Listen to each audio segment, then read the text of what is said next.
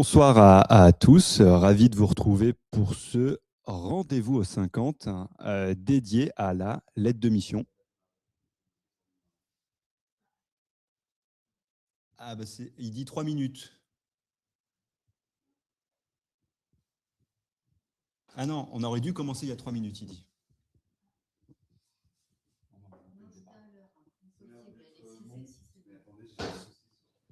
Peut-être qu'il nous entend. C'est bon. Alors bonjour à tous, on a fait un faux départ et donc on recommence pour vous dire qu'on est absolument ravis d'animer ce rendez-vous aux 50 sur la lettre de mission. Alors cette idée de webinaire est issue en fait d'un autre webinaire qu'on a animé sur l'outil Cap Performance. C'était toi, hein, Fabien, qui l'avait tout à fait, le fin décembre. Animé. Et sur cet outil Cap Performance dans lequel on a évoqué la lettre de mission et on a vu que vous étiez particulièrement curieux et intéressé par cette thématique, que vous aviez beaucoup de questions. Et donc, on a décidé de consacrer un rendez-vous d'1h30 pour répondre à ces questions. Alors, les questions étaient nombreuses et pour faire face à ces nombreuses questions, nous avons fait venir 2 experts de la lettre de mission. Avec à ma gauche Fabien Bocci, c'est ça ? Fabien Bocci. Bocci, et Philippe Barré, que vous connaissez, qui je n'ose même plus le présenter tellement ce serait une insulte à sa célébrité, et qui donc vont répondre à vos questions. On avait collecté déjà des questions au préalable, donc on a pu vous faire un support très complet qui, je le dis déjà, vous sera transmis. Donc, pas la peine de le réclamer, le support sera diffusé. Et vous allez voir que la plupart des questions que vous avez sur la lettre de mission sont traitées dans ce support et donc seront traitées dans la présentation que l'on va démarrer avec Fabien dans quelques instants. Mais vous pouvez aussi poser des questions sur le chat. Je vais m'occuper de les collecter, de les réunir, de les regrouper pour qu'on puisse les traiter. Je pense qu'on les traitera plutôt à la fin pour laisser la présentation se dérouler, puisqu'encore une fois, je pense que la présentation répondra à 90% de vos questions, mais donc posez vos questions sur le chat et ne vous énervez pas si je ne les reprends pas de suite, puisque je vous promets qu'on les traitera à la fin. Il y a beaucoup de gens dans la salle, donc on va essayer d'être discipliné. Si des questions devaient intervenir, vous levez la main, on vous donne un micro, ce qui permettra aux personnes qui sont à distance et qui sont également très nombreuses, presque aussi nombreuses que dans la salle, pourront entendre la question et puis du coup la réponse de Fabien ou Philippe. Eh bien, merci à tous les deux d'être avec nous ce soir pour nous parler de l'aide de mission. Et Fabien, je te donne la parole. Merci, bonsoir à tous. Bonsoir Gilles, bonsoir Philippe. Donc l'idée, effectivement, était venue suite aux 2 webinaires que l'on avait animés sur l'outil lettre de mission et qui a été mis à jour par l'ordre. Donc, on a voulu faire ce webinaire pratico-pratique, donc en répondant et en abordant plusieurs questions qui ont été posées au cours des différents webinaires ou lors des commissions déontologie. Ce qu'on vous propose quand même, c'est de faire un rappel d'une manière générale sur les obligations liées à la lettre de mission, en quoi c'est un document obligatoire et pourquoi et qu'est-ce qui oblige l'expert comptable à préparer un contrat avec son client. C'est l'occasion aussi parce que certains ou certaines ont déjà reçu à Paris leur lettre qui leur indique qu'ils vont bénéficier d'un contrôle qualité. Donc, tout sera effectif à partir du mois de mai. Et donc, d'ici la fin de l'année, certains vont bénéficier d'un contrôle qualité. Donc, c'est l'occasion aussi sur la lettre de mission, puisque ça fait partie des éléments qui sont regardés. On fera un point sur ce qu'attend et sur ce que contrôle le contrôleur qualité qui intervient. Également un point sur la lettre de mission comme un outil de communication, c'est-à-dire que certes c'est une obligation, mais il ne faut pas le faire que parce que c'est obligatoire. Il faut aussi en profiter pour communiquer sur le cabinet et sur ce qu'il va faire pour le client. Et donc la dernière partie, ça sera effectivement là les bonnes pratiques sous base de questions-réponses. Donc effectivement, Gilles, tu prendras les questions et on verra si certaines sont traitées ou on complétera en fonction de vos questions. Alors, tout d'abord, la lettre de mission, effectivement, c'est une obligation, c'est-à-dire que l'expert comptable doit obligatoirement signer un contrat et avoir un contrat écrit avec son client. C'est prévu par le code de déontologie dans l'article 151 et il n'est fait, je dirais, aucune exception à cette règle-là. C'est-à-dire qu'à partir du moment où on réalise une mission pour un client, on doit rédiger un contrat. Et c'est justement cette difficulté du contrat, du contenu sur lequel on va pouvoir revenir. Autrement dit, on le précise, quand on dit qu'il n'y a aucune exception, c'est-à-dire quelle que soit la mission, quelle que soit la périodicité et la récurrence de la mission, que ce soit une mission ponctuelle ou une mission récurrente, quel que soit le montant des honoraires, que ce soit 0 ou plusieurs euros, quelle que soit la nature de client ou de son activité, qu'il soit entrepreneur individuel, qu'il soit auto-entrepreneur, qu'il soit particulier, etc. Et quelle que soit la forme juridique aussi du cabinet, ce sont des éléments qu'on précise parce qu'au fur et à mesure du temps, on s'aperçoit que c'est des questions qui sont posées. Donc, quelle que soit la forme juridique aussi du cabinet, qu'il soit en BNC ou qu'il soit sous forme sociétale, un contrat est à faire avec son client. Et alors, dans l'article du code de déonto, il est bien précisé un contrat écrit. Écrit, exactement. Après, on viendra tous certainement sur qu'est-ce qu'un écrit. Enfin, on est un peu sérieux, on a du temps devant nous, c'est une soirée, il fait nuit, donc on a la soirée devant nous, il faudra quand même qu'on en parle 2 minutes, mais on en parlera un peu plus tard. Donc, l'intérêt de la lettre de mission, c'est effectivement déjà de fixer un cadre juridique, c'est-à-dire que ça va permettre entre le client et l'expert comptable d'avoir son cadre et pour savoir qui fait quoi, quand est-ce qu'il le fait, sous quelles conditions il le fait, avec quel honoraire, pour quelle mission vraiment, et c'est ça aussi qui nous intéresse, le cadre de la mission. Ça va être aussi important par rapport à la responsabilité de l'expert comptable, sa mise en cause dès lors qu'il y a un litige, et malheureusement, il y a souvent des litiges avec les clients. Et donc, plus vous expliquerez ce que vous faites et plus vous prévoirez des clauses dans la lettre de mission, et je dirais, plus vous serez, en tous les cas, couvert, ou le juge pourra s'appuyer sur ces conditions. Oui, un mot là-dessus, sur ce que dit Fabien. Bonsoir à tous déjà. C'est important parce que j'ai presque envie de dire que dans une lettre de mission, ce qui est important, c'est presque plus de dire ce qu'on ne fera pas que ce qu'on fera. Il ne faut pas oublier que l'essentiel des mises en cause de responsabilité de l'expert comptable sont sur la base de ce qu'on appelle l'obligation de conseil. L'obligation de conseil, c'est finalement le fait d'aborder des sujets, d'alerter le client, etc. Et parfois, la lettre de mission peut permettre de réduire le risque de ce niveau-là. Il y a des phrases qui sont absolument impossibles à mettre dans une lettre de mission et qu'on voit encore souvent, qui sont, vous faites par exemple le social, et puis on ajoute une petite phrase pour faire un peu commercial parce qu'on n'a pas encore signé, on écrit, et d'une manière générale, nous rechercherons tous les avantages sociaux, fiscaux dont vous pourriez bénéficier dans le cadre de votre activité.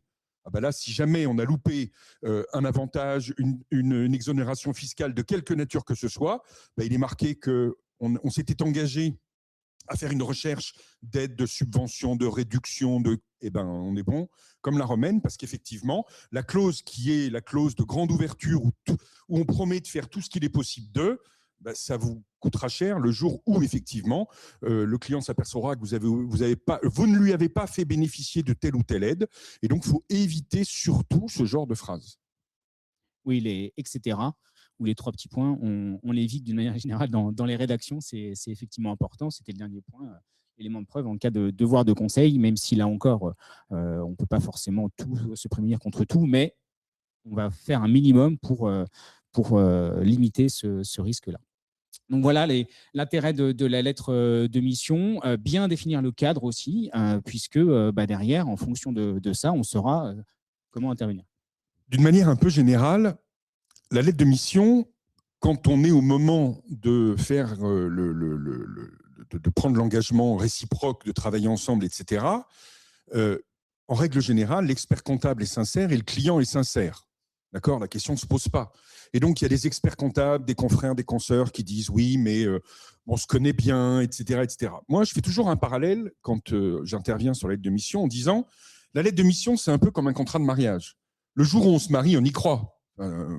Un peu un minimum, quoi. Bon. Mais comme on sait qu'il y a un mariage sur 2 qui finit sur un divorce, c'est ce jour-là qu'on se dit « ah oui, on a bien fait de faire un contrat ». Donc, la lettre de mission, il y a moins de divorces dans la profession que dans les contrats de mariage dans la vraie vie. Mais c'est le même principe, c'est-à-dire qu'en fait, l'idée, c'est pas d'encadrer tout, de tout prévoir, etc. C'est juste de se dire les choses et de confirmer les choses par écrit. Sans compter qu'en plus, on a des règles, on a des normes. Je veux dire, c'est aussi la contrepartie de notre statut un peu particulier. Il y a aussi la loi Lab, on va revenir dessus, etc. Donc, voilà, on sait bien que c'est une obligation. Maintenant, il y a plein de choses qui vous permettent de faciliter la rédaction des lettres de mission, notamment pour les missions traditionnelles d'expertise comptable. Donc, il faut vraiment se dire que, bien sûr, ça fait perdre un quart d'heure, mais c'est vraiment essentiel parce que le jour où ça ne va pas bien, on regrette de ne pas avoir passé le quart d'heure qu'il aurait fallu pour que, finalement, on s'en sorte les uns et les autres dans de bonnes conditions.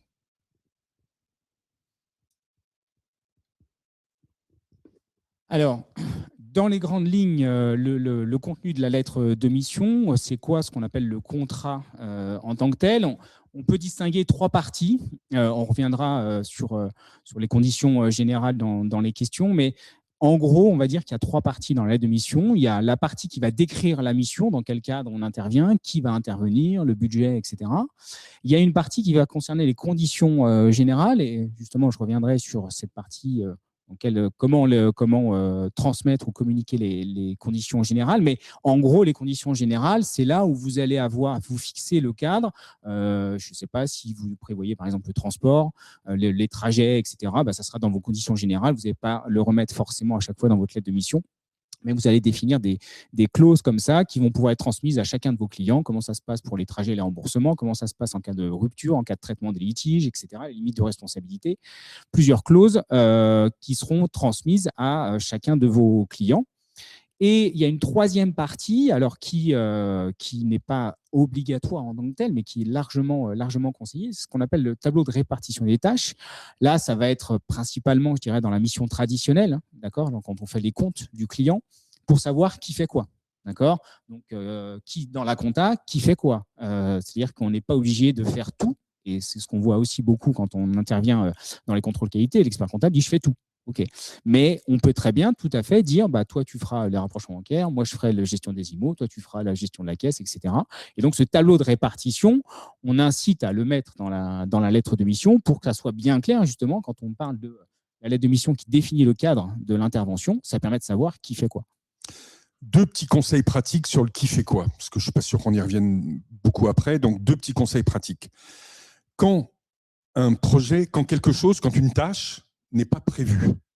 D'accord ? Quand vous avez proposé au client quelque chose et qu'il a dit non, je vais m'en débrouiller, etc. Dans ces cas-là, on le met dans la colonne, c'est le client qui gère. Si c'est quelque chose qui n'est pas obligatoire, on rajoute une colonne non prévue dans la mission et on met une croix dans la ligne concernée. Pourquoi ? Parce que s'il n'y a rien d'écrit, là, pour le coup, l'obligation de conseil, vous la prendrez de plein fouet, puisque le client dira « mais moi, c'était pas marqué, je ne savais même pas que ça existait. Pour moi, c'était évident que c'était l'expert comptable qui le faisait. » Sauf qu'oralement, il vous avait dit qu'il ne voulait pas que vous le fassiez ou que ce n'était pas prévu. Donc, quand le client dit « je ne veux pas ça, je ne veux pas le juridique », par exemple, pas de problème. On coche la case non prévue dans la mission. On n'a pas de mission juridique, il n'y a aucun souci. Ce n'est pas une obligation de faire appel à l'expert comptable, il n'y a pas de problème là-dessus. De la même manière, après, cette colonne, ce tableau avec les colonnes, c'est aussi pratique et c'est aussi la protection de l'expert comptable. Il ne faut pas imaginer qu'on fait une lettre de mission que pour protéger le client. On protège les deux parties. Moi, j'ai eu 50 fois le cas d'experts comptables qui négociaient avec leurs clients en disant le client fera le classement ou bien la collecte, c'est-à-dire qu'il scannera les pièces, il fera tout ça, etc. Il le fait une fois sur deux, ou alors il ne le fait plus, puis au bout de 3 mois, il ne le fait pas, etc. Et l'expert comptable, il est contraint de gérer lui-même la numérisation des pièces. Donc, il récupère des pièces, il les scanne au cabinet ou que sais-je, alors que c'était au client de le faire. C'est un moyen pour l'expert comptable de dire c'était prévu que vous le fassiez. Si c'est moi qui le fais, c'est 50 balles de plus par mois ou 10 balles ou 20 balles ou je ne sais pas quoi. Mais en tout cas, ça vous permet de renégocier les honoraires parce que ce qui avait été négocié, ça n'est pas ce qui se passe dans la vraie vie. Et donc, le fait de mettre la périodicité, le fait de mettre qui fait quoi, le fait de mettre non, ce n'est pas prévu dans la mission, c'est autant de protection pour l'expert comptable. Ce fameux tableau qu'on a par exemple sur les missions de présentation, je vais peut-être poser une question bête, mais si demain Bercy nous crée une nouvelle déclaration fiscale, ce qui peut arriver, ce n'est pas une vue de l'esprit, je pense. On n'a que la soirée cette fois-ci. Donc Du coup, je ne l'avais pas dans mon tableau initial. Et donc, je n'ai pas dit si c'était moi, si c'était le client, si c'est... On ne va pas faire une mise à jour à chaque fois du tableau. Comment on gère ça ? Alors, c'est déjà la difficulté qu'on évoquait tout à l'heure. C'est-à-dire que dans la partie fiscale, ce qu'on peut voir souvent, c'est les déclarations fiscales liées à votre activité, par exemple, et puis on met entre parenthèses TVA, CFE, etc. 3 petits points, par exemple. Là, c'est là où on peut être embêté parce que s'il y a une nouvelle déclaration, les dettes loyers, par exemple, quand elles sont arrivées, qu'est-ce qu'on fait, quoi? C'était pas prévu, maintenant c'est une obligation, moi je passe du temps, comment ça se passe? Je dirais l'expert comptable, s'il ne s'est pas limité à un nombre de déclarations et s'il y a marqué, si ce n'est pas prévu dans la lettre de mission, lui, il peut, si c'est marqué 3 petits points, il est embêté parce que c'est une nouvelle déclaration qui incombe à l'entreprise et lui, le chef d'entreprise va dire moi, c'était prévu, hein, donc voilà. Si lui, il a clairement identifié, clairement marqué, par exemple, s'il joint la liste exhaustive de ce qu'on fait et les autres déclarations, c'est non prévu, une nouvelle déclaration, ça lui permet, je ne dis pas qu'il doit la facturer, mais ça lui permet, lui, en tous les cas, d'échanger avec son client et de dire, voilà, ce n'était pas prévu, le budget que vous avez fait, c'était pour telle situation. Maintenant, il y a une nouvelle déclaration, ça sera tant en plus, par exemple. Donc là, dans ces cas-là, si jamais il y a une nouvelle mission, une nouvelle tarification, une tarification en plus, l'objet, ça sera de faire un avenant derrière. Et un avenant peut être un mail, hein, mais voilà. C'est ça. Alors, l'exemple que tu cites, Gilles, est effectivement assez peu probable qu'il y ait des trucs à faire en plus pour Bercy. Je vais vous donner un exemple. Toute ressemblance ou similitude serait purement fortuite. Dans quelques mois, toutes les entreprises de France devront faire du e-reporting d'encaissement, enfin de cash, de trésor. Il y aura des e-reporting d'achat, des e-reporting internationaux, des e-reporting de particuliers, etc. Toutes ces choses-là ne sont évidemment pas prévues dans les lettres de mission que vous avez signées il y a 5 ans. Évidemment, oui. Donc, n'importe comment, avec la facture électronique, à un moment donné, on va être obligé de revoir la mission, toutes les missions, le qui fait quoi, parce qu'il y a peut-être même aussi la facturation, parce que le client, il y a plein de clients qui actuellement font des factures sur Excel ou à la main ou n'importe quoi, qui ne seront pas forcément capables ou qui n'auront pas forcément envie, même s'ils sont capables, de le faire eux-mêmes. Donc ça veut dire que vous pouvez, à l'occasion de la facture électronique, comme n'importe comment, il va falloir faire plein de choses. Pensez à retoiletter un peu vos lettres de mission, pensez à retoiletter vos tableaux de répartition des tâches, parce que il va falloir définir le qui fait quoi. Il y a des clients qui feront eux-mêmes tout de A à Z, parce qu'ils sont équipés, parce qu'ils sont débrouillards, parce qu'ils sont agiles, etc. Et puis, il y a des clients pour lesquels, objectivement, ils ne seront pas capables de le faire. Et donc, c'est l'occasion aussi de mettre à jour et de toiletter, parce que j'imagine qu'il y aura un certain nombre de litiges après la facture électronique, en tout cas après la période de mise en place et d'installation. Et donc, attention, si vous avez une lettre de mission qui date d'il y a 15 ans et il n'y avait pas les télédéclarations, il n'y avait pas la DSN, ça va être compliqué de gérer les litiges en matière de facture électronique. Donc voilà, profitez aussi de l'occasion de la facture électronique pour mettre à jour vos lettres de mission et mettre à jour vos tableaux de répartition des tâches, en actualisant avec toutes les nouveautés déclaratives liées à la facturation électronique. Alors, par exemple, si je décide de j'ai pas le temps de faire refaire toute une lettre de mission et que je m'occupe du e-reporting de mon client, parce que ça va quand même être le cas de la plupart des clients, si je me plante dans le e-reporting et que je n'ai pas modifié ma lettre de mission, du coup, il n'est pas couvert par cette lettre de mission. Je peux être en responsabilité. Alors là, on va parler d'un sujet dont on parle un peu plus loin, qui est l'assurance. En fait, l'idée, c'est que si vous avez le contrat groupe, c'est-à-dire si vous avez pris le contrat de l'ordre, etc., il n'y a pas de problème, il couvre toutes ces tâches-là, même celles qui sont pas autorisées explicitement par l'expert comptable. Oui. C'est ça, tout ce qui est réalisé par l'expert comptable, même si ça n'est pas explicitement indiqué dans la lettre de mission, c'est couvert. Après, si vous n'êtes pas sur le contrat groupe, c'est-à-dire si vous avez une assurance qui est en dehors du contrat, il faut regarder les clauses et s'assurer que la responsabilité, enfin l'assurance ne couvre pas exclusivement ce qui est indiqué dans la lettre de mission et qu'il y a justement une clause qui prévoit que les tâches qui ne sont pas explicitement indiquées sont également couvertes dès lors qu'elles rentrent dans le périmètre, etc., etc. Mais pour l'histoire du reporting, elles seront évidemment dans aucune lettre de mission. Si vous n'avez pas le temps, je reprends ton exemple à l'origine, si vous n'avez pas le temps de refaire toutes les lettres de mission, tous les tableaux, etc., ce que je comprendrais, parce que je pense qu'on aura 3-4 trucs à faire dans les prochains mois, donc OK. Mais faites au moins un mail à votre client pour acter un minimum de choses, en disant, même un compte-rendu de réunion, vous lui envoyez un compte-rendu de réunion par mail en disant, suite à la réunion qu'on a eue la semaine dernière, nous avons bien noté que vous alliez gérer vous en interne telle chose, telle chose, telle chose, et que nous allions prendre en charge telle chose, telle chose, telle chose. Et on joint le compte-rendu de la réunion, ça vaut quand même un élément, vous lui demandez de confirmer que c'est OK pour lui. Si c'est payant, vous dites ce sera 50 € par mois ou 500 € par an ou je ne sais pas trop quoi. Si ce n'est pas payant, ben vous l'indiquez aussi, vous dites il n'y aura pas de supplément d'honoraires, on fera tout ça, mais il n'y aura pas de supplément d'honoraires. Enfin voilà, l'idée c'est, autant la première lettre de mission doit être un peu formelle avec un document un peu officiel, autant toutes les modifications ultérieures, ce qu'on appelle souvent les avenants, ça peut être fait par mail. Attention, quand vous envoyez un mail, demandez juste au client de vous confirmer qu'il est OK sur le mail que vous avez envoyé, parce que si vous envoyez un mail mais qu'il ne confirme pas qu'il est d'accord, ça ne vaut pas grand-chose. À l'occasion de la segmentation dont tu as animé plusieurs webinaires dessus, la segmentation des clients pour savoir les obligations en matière de facturation électronique, etc., c'est aussi l'occasion de préparer, comme tu disais, éventuellement un mail type ou un courrier type que tu peux envoyer à tes différents clients en disant voilà, dans le cas de, on va intervenir sur telle et telle chose, etc. C'est généralisé. L'idée, ce n'est pas de refaire un contrat de 25 pages, mais c'est au moins de les prévenir et après d'avoir leur accord, surtout si tu vas facturer derrière. Voilà. Bon, bah, on a digressé et c'est de ma faute. Je le savais. On a traité des questions qu'on devait traiter plus tard. Donc, on a pris de l'avance. Et je savais que j'allais vous planter. Voilà, donc.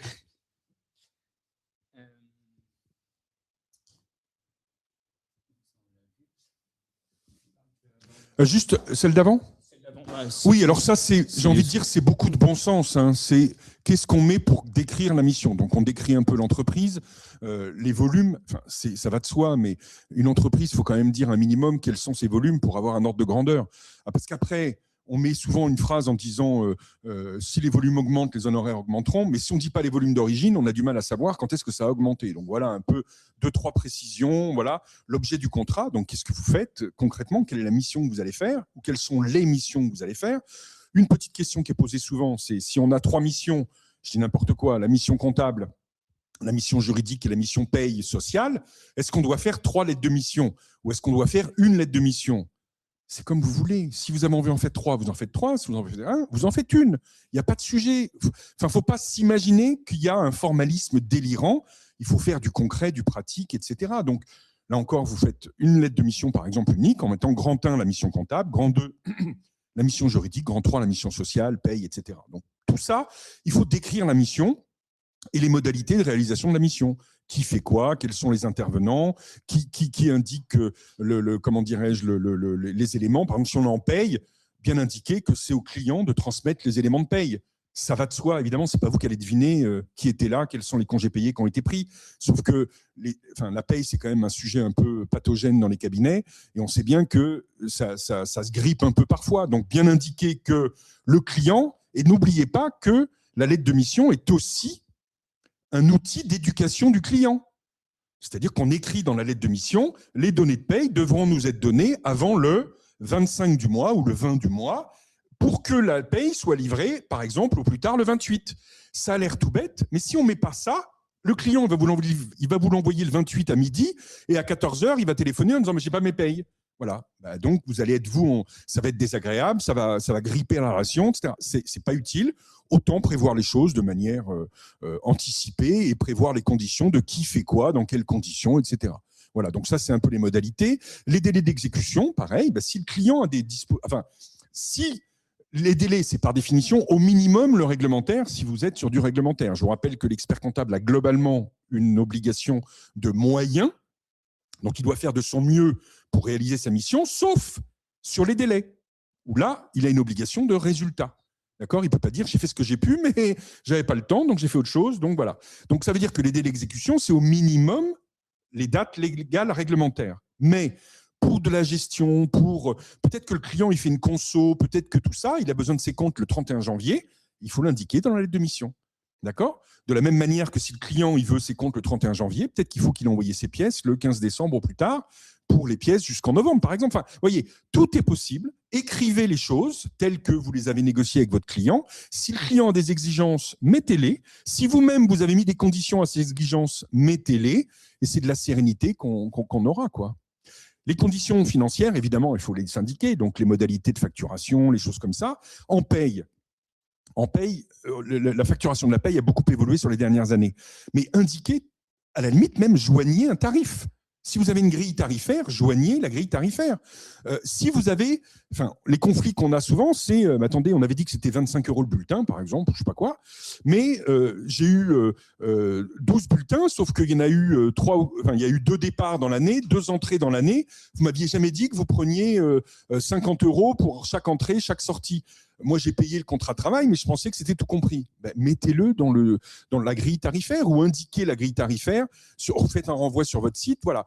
Le moins vous laisserez de doute, moins vous aurez de risque de litige ultérieurement, quoi. C'est pour ça que c'est un document qui est obligatoire, certes, mais qui est quand même nécessaire à expliquer la mission au client, en fait, et on se mettra d'accord. Et je dirais, il ne faut pas l'envoyer comme ça par mail en disant merci de le retourner signé pour que je commence vite fait la mission. C'est bien d'expliquer aussi qu'est-ce que vous allez faire et pour combien et comment ça va se passer. Et plus vous allez contractualiser dedans, plus ça sera clair et plus vous serez vous à même de dire au client, attendez, j'attendais les documents pour telle date, maintenant je ne peux plus respecter les délais qu'on avait convenus.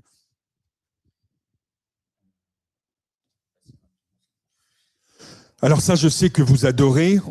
Je vais prévu 1 heure sur le petit cadre conceptuel, c'est important ça. Alors, le cadre de référence, c'est l'ensemble des règles à respecter pour une mission. Donc, on ne va pas le détailler évidemment. La seule chose qu'il faut avoir en tête, c'est que quand, on y reviendra dans 1 minute, quand vous faites une mission qui est normalisée, c'est-à-dire qui bénéficie, qui fait l'objet d'une norme spécifique, il faut bien l'indiquer dans la lettre de mission. C'est absolument indispensable. Ce cadre, il est défini par les textes, donc c'est l'ordre des experts comptables, la commission des normes qui l'a proposé, le Conseil national qui l'a validé et Bercy qui en a fait un arrêté. Donc en fait, c'est un document qui est public, qui est officiel, qui s'oppose au client comme à l'expert comptable.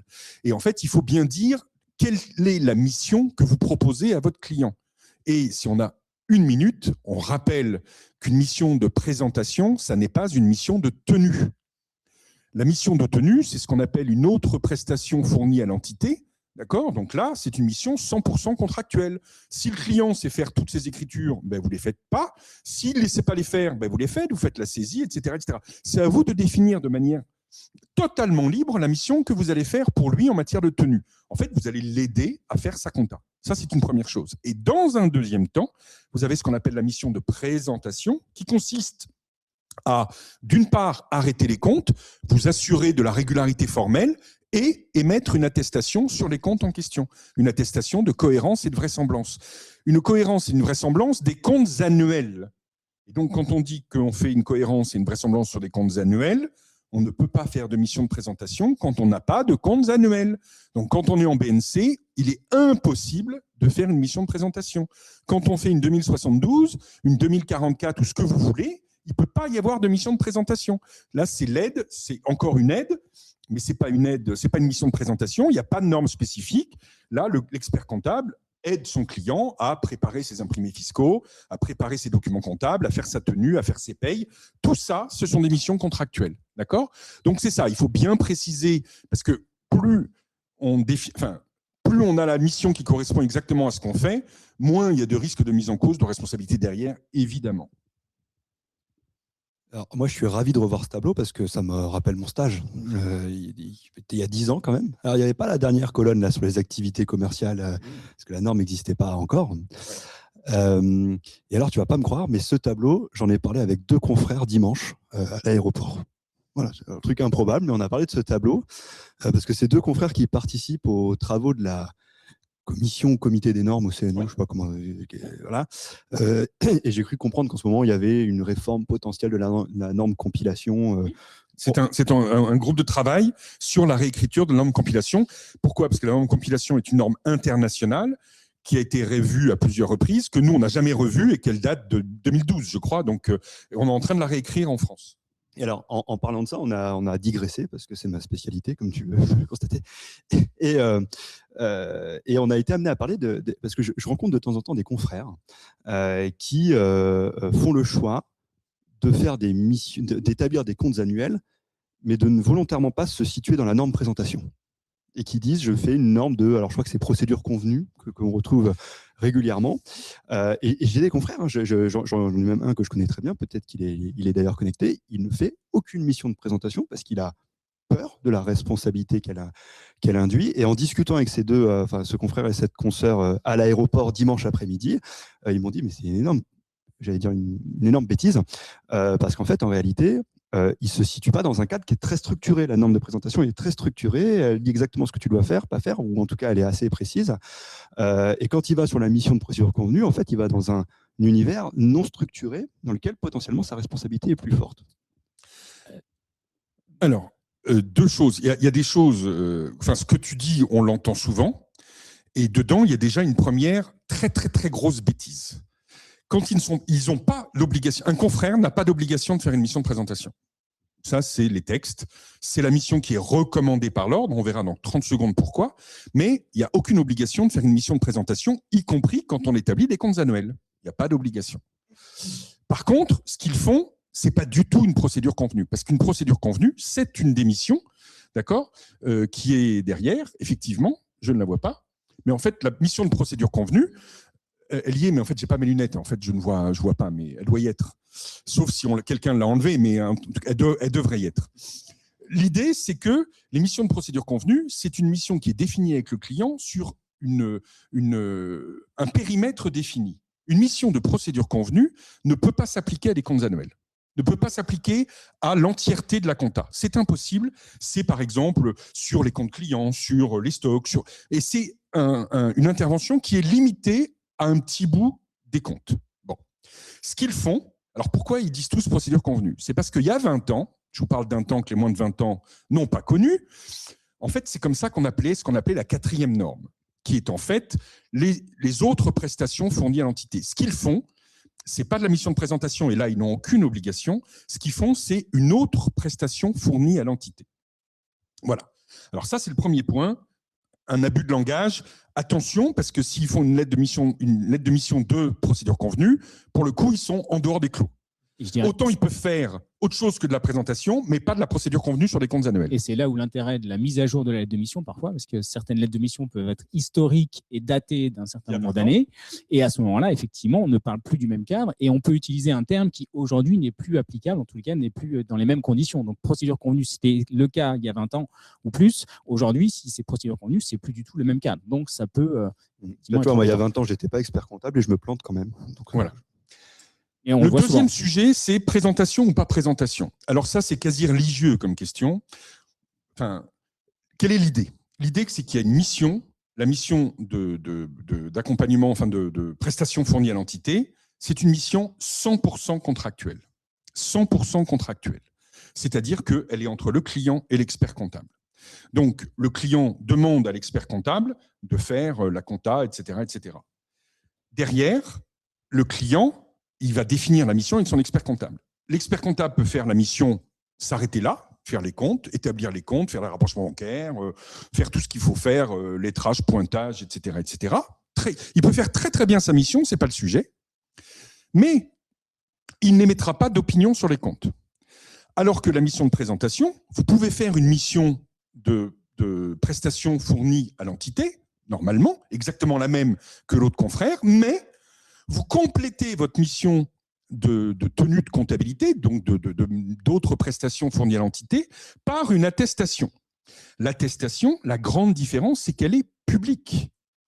Et donc, l'objectif, c'est dans cette attestation, indiquer qu'on n'a pas constaté d'éléments qui remettaient en cause la cohérence et la vraisemblance. En fait, il ne faut pas oublier d'où viennent les normes d'attestation. Elles ont été inventées aux États-Unis, notamment parce que les auditeurs étaient mis en cause en responsabilité en permanence. C'est pour ça qu'on a normalisé les rapports, c'est pour ça qu'on a normalisé tout ça. En France, on a inventé la mission de présentation justement pour réduire le risque sur la mission de tenue. Parce que la mission de tenue, imaginons qu'on fasse les comptes, que les stocks, imagine un client, tu lui files ses comptes et après tu l'appelles 3 jours avant le bilan en disant « mais je ne toujours pas vos stocks ». Il te répond « c'est quoi mon résultat ?» Et après, du tac au tac, il te donne ses stocks. Ça n'arrive jamais, mais imaginons. Bon, imaginons dans ce cas-là que toi, les stocks, même en faisant les stocks de l'an dernier plus l'ensemble de tous les achats, tu n'arrives pas à ce montant de stock. Ça, là encore, ça ne peut pas exister, mais ça peut arriver quand même. Bon, tu sors les comptes, c'est un peu compliqué parce qu'à mon avis, il ne faut pas les sortir, mais en imaginant qu'on les sorte, ça fait beaucoup d'imagination, mais OK. Eh bien, imaginons que le banquier prêtes des sous à ton client parce qu'il se dit l'entreprise va bien, elle est rentable, la vie est belle, etc. Qu'est-ce que va faire le banquier ? Il va se trouver au bout du bout, il va se faire avoir parce que le client va faire faillite ou va être en difficulté et il va planter le banquier. Tu as des risques de te faire attaquer par le banquier. Pourquoi ? Parce que tu as établi des comptes qui ne correspondent pas et tu n'as pas alerté le banquier et les tiers par le fait que tu as émis une attestation dans laquelle tu dis que tu as une incohérence sur les stocks. Donc en fait, loin d'augmenter la responsabilité de l'expert comptable, la mission de présentation a vocation à réduire la mise en cause de responsabilité de l'expert comptable. Et donc, l'idée, c'est qu'en émettant cette opinion, eh bien, tu réduis ta responsabilité parce que si tu émets des observations sur la mission, on ne pourra pas te dire qu'on n'était pas prévenu. Alors qu'à l'inverse, si tu sors des comptes sans aucune attestation, rien du tout, les comptes, ils les envoient à la terre entière et c'est ton bilan, c'est ton nom qui est sur le papier à lettres, etc. Et la première chose qu'on va faire, c'est qu'on va t'attaquer si le fournisseur il est planté ou le banquier il est planté. Et entre nous soit dit, si tu émets une opinion et qu'elle est pas bonne, etc., je te conseille vraiment de démissionner parce que ça veut dire que n'importe comment, ça ne va pas s'améliorer et que voilà.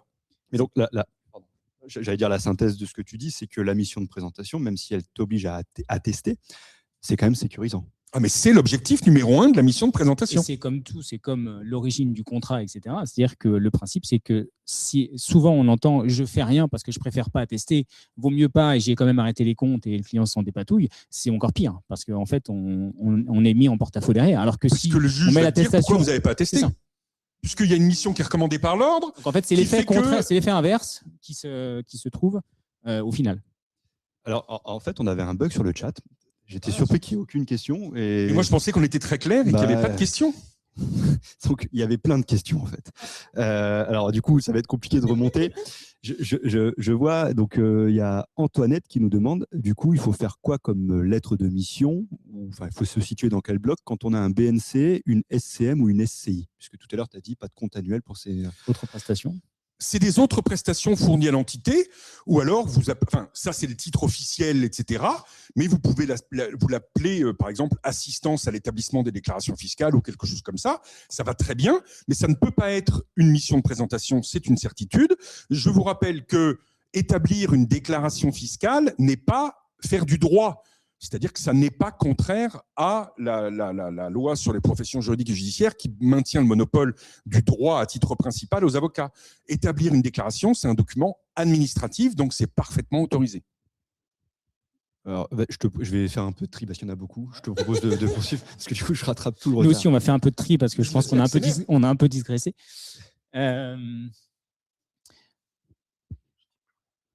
Non, pas de souci. Là, c'est ce qu'on expliquait. Alors, qui signe la lettre de mission ? Je peux commencer. Puis.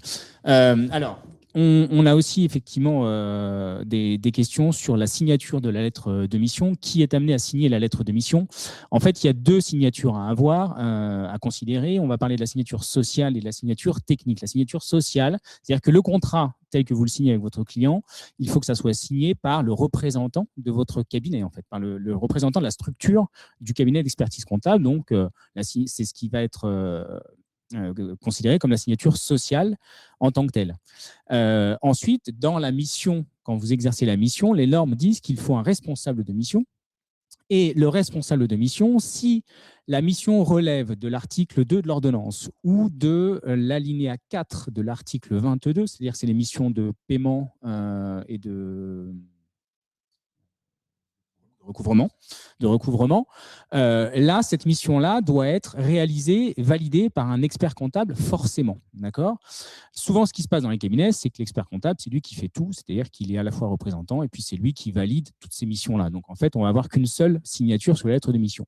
Mais si je prends l'exemple, et c'est ce qu'on prend souvent comme exemple des missions sociales, par exemple, l'expert comptable n'est pas forcément le responsable technique de la mission. Il peut très bien avoir un collaborateur qui est largement plus compétent que lui en matière sociale et qui, d'un point de vue technique, va valider, en fait, il sera responsable du service paye et va valider tout ce qui sera la partie sociale de la mission.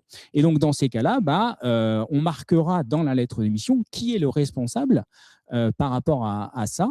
Et dans ces cas-là, la signature, pour cet aspect-là, la lettre de mission pourra comporter la signature de cette personne, ne serait-ce aussi que pour communiquer au client qui va intervenir et qui sera responsable de cette mission-là vis-à-vis de lui au sein du cabinet.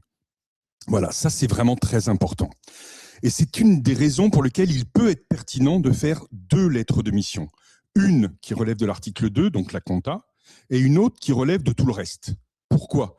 Parce que si on a une mission comptable, c'est forcément un expert comptable inscrit qui est le responsable de la mission d'un point de vue technique, d'un point de vue déontologique. Alors, qu'est-ce que ça veut dire concrètement ?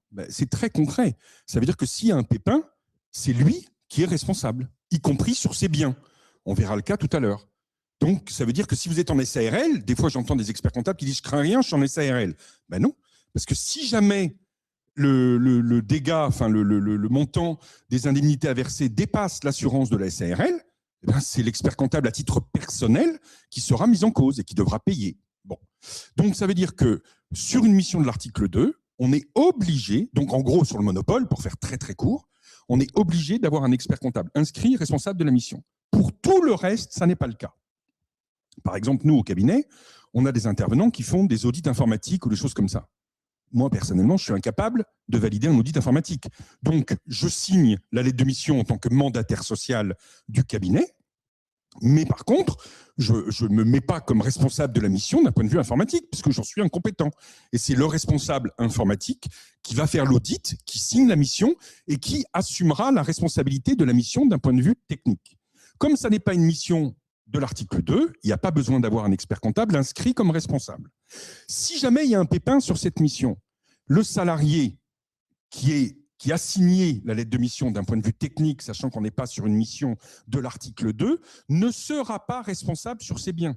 D'accord ? Ça ne pourra pas dépasser la structure juridique. Mais ça ne sera pas un expert comptable qui, sans avoir participé de près ou de loin, prendra la responsabilité d'une mission qu'il n'a pas du tout surveillée, qu'il n'a pas du tout contrôlée, etc.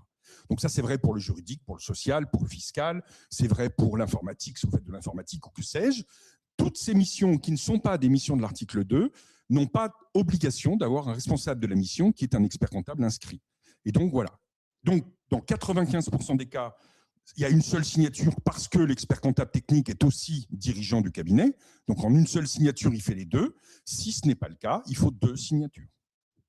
Et donc, on est d'accord que si tu fais une mission comptable donc qui dépend de l'article 2 de l'ordonnance, même si tu ne te mets pas dans la, dans la norme mission de présentation, mais dans la norme autre prestation, c'est pareil. Tout à fait. Okay.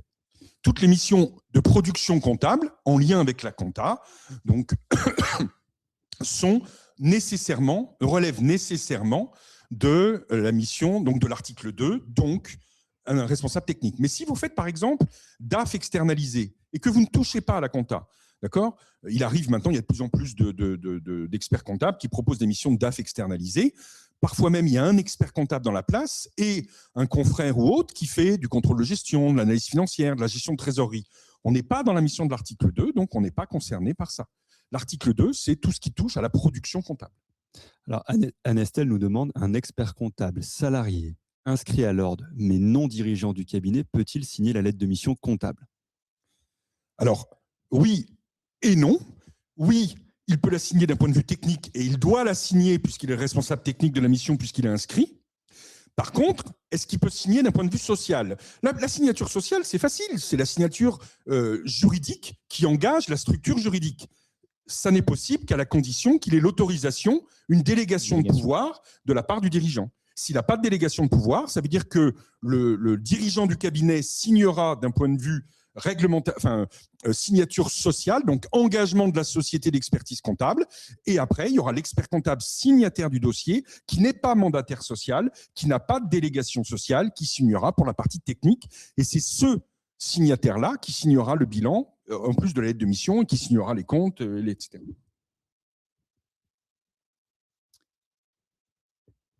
En matière de blanchiment, ce qu'on voulait rappeler, c'est que d'une manière générale, sur le blanchiment, je vais rentre pas sur toutes les obligations en matière de blanchiment, mais l'idée, c'est qu'il va falloir identifier le client et le bénéficiaire effectif. Ça, c'est une obligation. Et avant toute intervention, je dirais, il faut vous assurer, il faut être en mesure d'identifier le bénéficiaire effectif et le client. Il peut s'avérer, dans le cadre de la relation d'affaires, dans le cadre des échanges et de la mise en place de la mission, que la signature de la lettre de mission ait déjà eu lieu. Pour autant, on n'a pas encore eu l'identification certaine du client ou du bénéficiaire. Dans ces cas-là, qu'est-ce qu'on dit, qu'est-ce que disent les textes? C'est qu'il faut effectivement, dès lors que la lettre de mission a été signée, mais qu'au moment où on va vouloir commencer à travailler, on n'a toujours pas pu identifier le client et le bénéficiaire effectif, et ben, même si la lettre de mission a été signée, il va falloir mettre un terme à la lettre de mission. On ne peut pas commencer une mission, même si la lettre de mission est signée, tant qu'on n'a pas identifié clairement le client et le bénéficiaire effectif. Et si ça peut aller plus loin, aller jusqu'à une déclaration TRACFIN. Parfait. J'avance effectivement. Alors, la lettre de mission, les incontournables en matière de contrôle qualité. Une question dans la salle. Pardon. Voir monsieur peut-être. Merci. Bonsoir. Juste une question par rapport au dernier point que vous venez de soulever. Pour l'arrêt de la mission, si on n'a pas encore tous les éléments pour identifier le bénéficiaire effectif, est-ce qu'il faudrait préciser dans l'aide de mission que la mission serait arrêtée au cas où on n'aurait pas ces éléments-là, au risque de se faire attaquer par le client pour une rupture abusive ou autre? Alors, très bonne question, effectivement. Alors là, ça rejoint un peu le point sur ce qu'on appelle les conditions générales, mais ce n'est pas forcément dans les conditions générales. Mais ce qu'on rappelle, c'est que, et c'est ce à quoi d'ailleurs, quand on est en contrôle qualité, on regarde quand même si ce point est abordé, l'idée, c'est qu'on doit rappeler les règles en matière de blanchiment dans le contrat qu'on va signer avec le client. Alors, ça peut être dans les conditions générales, ça peut être dans le corps de la lettre de mission, si vous voulez. Et ce point-là doit être clairement indiqué en disant que, en l'état actuel, on n'a pas nécessairement l'information sur le client ou le bénéficiaire effectif et que si il s'avère qu'au jour du début de la mission, on n'a pas ces éléments, on peut mettre un terme à la mission. Et dans ces cas-là, là encore, vous respectez les termes de la lettre de mission. Donc, ça fait partie, si vous voulez, quand on dit qu'il faut mettre des informations sur le blanchiment dans la lettre de mission ou dans les conditions générales et qu'elles soient à jour, puisque ça, c'est des éléments qui évoluent au fil des ans. Ce point-là en fait partie et vous indiquez clairement que si vous n'avez pas ces éléments-là, vous mettez un terme à la mission. Après, je vais vous rassurer, si vous ne l'avez pas fait et qu'il y a des lettres de mission qui sont parties où ce n'est pas indiqué, ce que dit Fabien, je suis d'accord à 100%, mais c'est presque plus de la pédagogie que d'autres choses, parce que n'importe comment, c'est une obligation légale. Vous avez impossibilité de commencer une mission si vous n'avez pas les éléments. Donc n'importe comment, même si vous attaquez, en général, les gens qui n'arrivent pas à trouver le bénéficiaire effectif ou le client, c'est rarement ceux qui attaquent les premiers. Bon. Mais imaginons qu'ils soient un peu audacieux, etc. Ils vous attaquent. N'importe comment, vous avez interdiction légale d'accepter le client, donc point final de la conversation. Ça n'ira pas loin. Mais je trouve que d'un point de vue pédagogique, Fabien a raison. Expliquer aux clients qu'on ne fait pas ça parce qu'on est flic ou quoi que ce soit, mais parce que c'est une obligation légale, ça permet d'adoucir un peu la peine, quoi. Alors, concernant les contrôles qualité, donc rapidement, pour rassurer peut-être un peu ceux qui ont reçu un courrier et qui vont bénéficier du contrôle qualité, en gros… Il n'y a pas besoin de les rassurer, ils ont bénéficié, donc ils sont contents d'avoir un contrôle qualité. Ils ont hâte même, ils ont hâte. L'un des points effectivement sur lequel on est quand même assez regardant, ça concerne les lettres de mission. Pourquoi? Parce que c'est tout ce qu'on a rappelé jusqu'à présent, ça vous couvre d'une manière générale. Donc notre objectif, c'est de vérifier sur le fond, sur la forme, que les conditions, je dirais, minimales sont là pour vous couvrir. C'est-à-dire qu'on ne va pas être pointilleux, on ne va pas regarder vraiment au cas par cas si ce que vous mettez dans la mission, c'est bien fait, etc. Mais on va regarder un minimum que vous inscrivez dedans, un minimum ce que vous faites sur la mission. Et c'est pour ça, là où on est assez virulent, je dirais, c'est quand il y a marqué sur un BNC qu'on va faire une mission de présentation, parce que c'est le copier-coller de la démission qu'on a fait sur le client d'avant, qui était une SARL. Là, typiquement, on ne peut pas laisser passer ça. Donc, je dirais, il faut être aussi, intelligent quand on fait la lettre de mission, il faut la lire un minimum, et on s'aperçoit des fois que ce n'est pas le cas, que c'est vraiment des copier-coller et que ce n'est pas du tout adapté.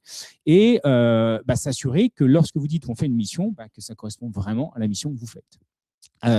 Donc, qu'est-ce que dans les lettres de mission, on va regarder donc si elles sont signées. Donc ça, par rapport à ceux qui préparent leur contrôle qualité, vérifier que vous avez bien la signature, y compris celle du client. Parce qu'on a des retours, des fois, on a oui, elle est bien signée l'expert comptable. Si ce n'est pas signé par le client, ça ne vaut rien, je dirais, d'accord? Parce que ça, vous les faites quand vous voulez signer par l'expert comptable. Est-ce qu'elles ont fait une actualisation récente au regard de l'intervention du cabinet? C'était le client qui déposait ses pièces papier, c'est clairement indiqué dans la répartition des tâches que vous déposerez au cabinet les pièces. Aujourd'hui, c'est dématérialisé sur un outil quelconque. Bah, mettez à jour ou profitez-en pour faire un avenant en rappelant les nouvelles conditions d'intervention. Les conditions générales, là encore, alors elles ne sont pas nécessairement obligatoirement jointes à la lettre de mission, mais elles doivent être mises à disposition. Si vous les avez sur votre site internet, on le voit, hein, il y a des cabinets qui les mettent sur les sites internet, vous mettez le lien dans votre lettre de mission et vous faites référence à ce site-là. Donc on va vérifier s'il y a des conditions générales et un minimum de clauses limitatives de responsabilité conformes et suffisantes. Non exagérée, on a quelques questions après que l'on va traiter, non exagérée, conforme, cohérente, pertinente, en relation avec la mission, pour vous couvrir un minimum. Et notamment, l'assurance, c'est un point que je demande aussi effectivement de regarder maintenant de plus en plus auprès des contrôleurs, parce que si vous avez oublié d'indiquer le montant, on a une question là-dessus, si vous avez oublié d'indiquer le montant de votre responsabilité, le plafond de votre responsabilité, ça peut vous être, en cas de litige, on peut dire il n'y a pas de limite, donc le montant de la responsabilité peut dépasser largement votre couverture au contrat. Et les règles en matière de blanchiment, c'est la question qui vient d'être posée, justement. On fait attention à ces points-là. Une petite astuce peut-être, ceux qui vont bénéficier, qui ont la chance de bénéficier d'un contrôle qualité au printemps. Donc voilà, vous avez une chance inouïe, mais je vais vous donner en plus la deuxième chance pour le même tarif. Comme vous allez voir vos clients pour les entretiens de bilan, pour tout ça, profitez-en à l'occasion. Vous prenez un petit moment, vous préparez la nouvelle lettre de mission qui correspond aux nouvelles conditions et ça vous permet de revenir sur la lettre de mission qu'il a dit il y a 10 ans, etc.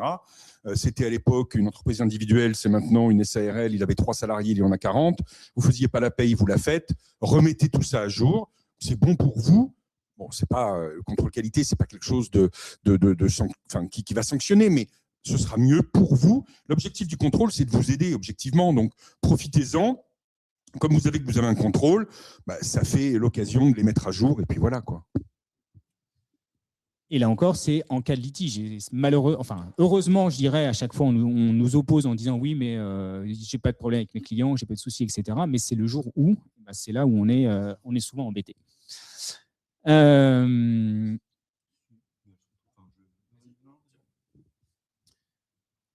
Donc voilà, l'idée, c'est vraiment profiter de ce contrôle qualité pour refaire un point sur vos lettres de mission. Elles ne sont pas forcément... vous pouvez les avoir stockées sur votre ordinateur. Assurez-vous qu'elles sont bien à revenu signé, qu'elles sont bien complètes en matière de budget, de responsable de mission, de répartition des rôles, etc. Et l'expert comptable, le contrôleur, va vérifier ça. On vérifiera ça sur 2 dossiers minimum. Et si jamais on constate qu'il y a quand même un petit loupé sur les lettres de mission, on fera ce qui s'appelle un transversal, c'est-à-dire qu'on élargira sur un échantillon beaucoup plus large pour voir si le problème persiste, il manque des lettres de mission, elles ne sont pas signées, etc. Comment faire de la lettre de mission un outil de communication? C'est chez moi, ça. Oui. Vous avez l'occasion, c'est une obligation, mais vous n'êtes pas obligé de le faire de manière austère. Vous voyez, le contrat, le document, il peut être aux couleurs du cabinet, il peut être très joli, il peut être bien fait, mais quand vous présentez le cabinet, rien ne vous interdit de mettre aussi une autre annexe, en plus des conditions générales, avec toute l'offre du cabinet. Si le client... n'importe quoi, il vous prend une mission de présentation, tenue de compta, présentation, paye. Profitez de la lettre de mission pour lui dire aussi qu'on peut l'accompagner sur la gestion de son entreprise, on peut lui faire sa facturation, on peut l'accompagner sur la facture électronique. Je veux dire, après, les experts comptables, ils disent on peut pas... Mais bien sûr que si, vous avez le droit de communiquer. En plus, là, c'est le client qui vous a demandé de venir en aide, de lui venir en aide pour l'aider dans sa gestion, etc. Profitez de la lettre de mission pour communiquer sur votre cabinet, pour lui expliquer vraiment comment vous allez vous occuper de lui, pour donner le nom de l'équipe, si vous l'avez, voilà. Profitez-en pour communiquer vraiment et pour présenter les possibilités d'accompagnement que le cabinet propose à ses clients, etc. Donc l'idée, c'est vraiment de se dire que, au-delà de détailler la mission, et là encore, le détail de la mission, essayez, puisque vous savez que c'est l'enjeu de la profession dans les 5 prochaines années, d'aller bien au-delà de la compta. Évitez quand même quand vous avez un client, essayez de lui proposer de l'accompagnement, un rendez-vous trimestriel au moins, peut-être mensuel, si vous pouvez, essayez de lui proposer quelques tableaux de bord, essayez de lui proposer des choses comme ça, et c'est tout l'objet de la lettre de mission. Ça ne veut pas dire que ça ne sera peut-être pas dans le contrat final, mais peut-être envoyez-lui une proposition de mission avec plein de choses, même ce qu'il ne vous a pas demandé. Et régulièrement, les clients disent « Ah, je ne savais pas que vous faisiez ça ». Si vous ne lui proposez pas, il ne pourra pas le deviner. Donc, n'hésitez pas à lui faire une première proposition quand vous lui proposez un tarif avec toute l'offre de votre cabinet, avec tout ce que vous proposez, en gros, ce qui est marqué sur votre site internet si vous en avez un. Et puis, quand on arrive au contrat final, vous pourrez laisser que ce qu'il a acheté, mais on pourrait mettre en annexe. Par ailleurs, vous n'avez pas retenu l'émission, mais nous pouvons vous accompagner dans les domaines suivants, etc., etc. N'hésitez pas. C'est vraiment quelque chose qui est conseillé. Ça permet qu'il ait une bonne vision de l'ensemble de votre offre. Alors, il y a Patrick qui est en colère. Hein. Tu l'as énervé parce qu'il se demande si... Il dit on a l'impression que vous n'avez pas de relation client. Vous n'avez pas de réflexion de vos clients en leur faisant signer des lettres de mission de 20 pages. Point d'interrogation. Alors... Là, il est énervé. Là. Alors, Patrick, il faut qu'on cause. En fait, si, et j'ai parfaitement conscience de tout ce que vous me dites. Je peux même vous dire que dans les lettres de mission, on a mis au cabinet une phrase au début en disant qu'on sait que écrire un contrat et lire un contrat comme ça, c'est pas agréable. Que voilà. Donc, on leur met bien dans la lettre de mission que ce qu'on a essayé de faire au cabinet, par exemple, c'est de faire une lettre de mission assez courte qui fait 3-4 pages. Et puis après, il y a des annexes qui sont les plus précises possibles et qui renvoient, dont on parle dans la lettre de mission et qui renvoient vers les annexes. Mais objectivement, il y a quelques années, quand on a créé le logiciel lettre de mission, si vous le souhaitez, vous pouvez aller sur le site internet qui s'appelle malettre-de-mission.fr, je crois qu'on en parle dans quelques minutes, et vous aurez une option qui s'appelle lettre de mission light. Ces lettres de mission, elles sont parfaitement adaptées si vous avez un client qui n'a pas de salarié, qui est en gros un consultant individuel, et elle fait 2 pages, et je crois que c'est 2 ou 3 pages de conditions générales. Oui, 2 pages maximum, je crois. Je crois que c'est 2 pages et 2 pages. Vous avez 2 pages de lettre de mission, 2 pages de conditions générales. Maintenant, il faut quand même bien avoir conscience qu'on est sur une profession réglementée, que tout n'est pas aussi simple que ça, et que si on ne met pas de conditions générales, le problème, c'est que ça peut nuire soit à votre client, soit à vous-même. Je vais vous prendre quelques exemples. La clause pénale qui dit que le client ne peut pas partir à n'importe quel jour de l'année quand il veut, comme ça, en disant « ciao, bye, je m'en vais ». Je suis désolé, mais si vous ne l'écrivez pas dans les conditions générales, cette clause pénale, elle n'existe pas. Et donc, le client, il se tire le lundi matin, et puis, vous avez que vos yeux pour pleurer, et puis, vous n'avez pas la possibilité de lui facturer 3 mois d'indemnité pour clôturer son dossier, faire les choses propres, etc., etc. Exemple. Deuxième exemple, vous ne mettez rien sur l'assurance. Vous ne mettez rien sur la limitation de responsabilité, clause limitative. Très bien. Vous avez, comme on le verra tout à l'heure, un pépin sur un dossier. La clause il n'y a pas de clause limitative. Eh bien, vous avez 1 million d'indemnités à verser au client. Vous êtes assuré à hauteur de 500 000. C'est vous qui payez personnellement les 500 000 qui dépassent. Donc, ce que je veux dire, c'est que vous n'êtes pas obligé d'en tartiner des tonnes. Et il faut peut-être que vous regardiez les conditions générales et que vous évaluiez l'intérêt de tel ou tel paragraphe, de telle ou telle ligne, etc. Après, moi, j'ai vu des cabinets qui ont 5 pages maxi de conditions générales où ils n'abordent que les sujets qui leur semblent pertinents. D'accord ? Je vous rappelle que les exemples fournis par le Conseil national ne sont que des exemples. Il n'y a aucune obligation légale de les conserver. Il n'y a aucune obligation légale d'utiliser ces exemples-là. Ce ne sont en aucun cas des modèles. Pareil pour les conditions générales. Donc, vous êtes un professionnel, vous êtes patron de votre cabinet, vous n'avez aucune obligation de vous conformer à un modèle qui d'ailleurs n'existe pas. Ce qui vous est diffusé, ce sont des bonnes pratiques, des bons usages qui vous permettent, si vous les appliquez, de vous couvrir ou de clarifier la relation client. Maintenant, je veux dire, ne pas mettre le tableau de la répartition des tâches, ne pas mettre les conditions générales, ne pas mettre tout ça, c'est objectivement mettre un peu au milieu de la relation une petite bombe à retardement Et donc, dans 80% des cas, ça se passera bien. La question, c'est qu'est-ce qu'on fait pour les 20% qui dépassent, quoi. Et j'ajouterais aussi, excuse-moi, par rapport à ce que tu viens de dire, effectivement, on est d'accord, mais il y a aussi un point peut-être dans la question de Patrick, c'est qu'il y a un point qui est important, c'est qu'on ne demande pas à paraffer toutes les pages de la lettre de mission et du document. Non, mais je pense que ça en fait partie aussi quand on nous dit souvent, effectivement, le document, s'il fait 20 pages, le client, il en a marre de signer et de paraffer toutes ces pages-là. Il n'est pas obligatoire d'avoir le paraphe sur toutes les pages de la lettre de mission. Si vous avez en dernière page la signature du dirigeant, du client, qui parle des annexes, des conditions générales, etc. Et la signature électronique. Et alors, au-delà de ça, c'est aussi l'occasion d'en profiter pour mettre en place la signature électronique qui, elle, vaudra sur tout le document, sur toutes les pages que vous allez joindre. Donc, ça n'est pas une question de taille, mais c'est simplement une question de signature à bon escient du document. Le document, s'il est signé, on considère qu'il est signé. Et du coup, même s'il fait 20 pages, certes, c'est à lire, mais profitez-en justement pour rendre un document communicant et non pas un document réglementaire. Et dans ces cas-là, le client aura beaucoup plus intérêt et envie de le lire que si c'est trop réglementaire, mal rédigé, mal mis en forme, etc. Et ça, on en voit vraiment beaucoup en noir et blanc, etc., avec des écritures. Donc, profitez-en pour en faire un document propre, que le client a envie de lire. Et dans ces cas-là, le client aura envie de lire et de signer le document. Une seule signature peut suffire, même si la lettre de mission et l'ensemble fait une 20aine de pages. Alors, petite anecdote pour détendre l'atmosphère, parce que là, on s'est mis en colère. Non, c'est Patrick qui nous a énervés.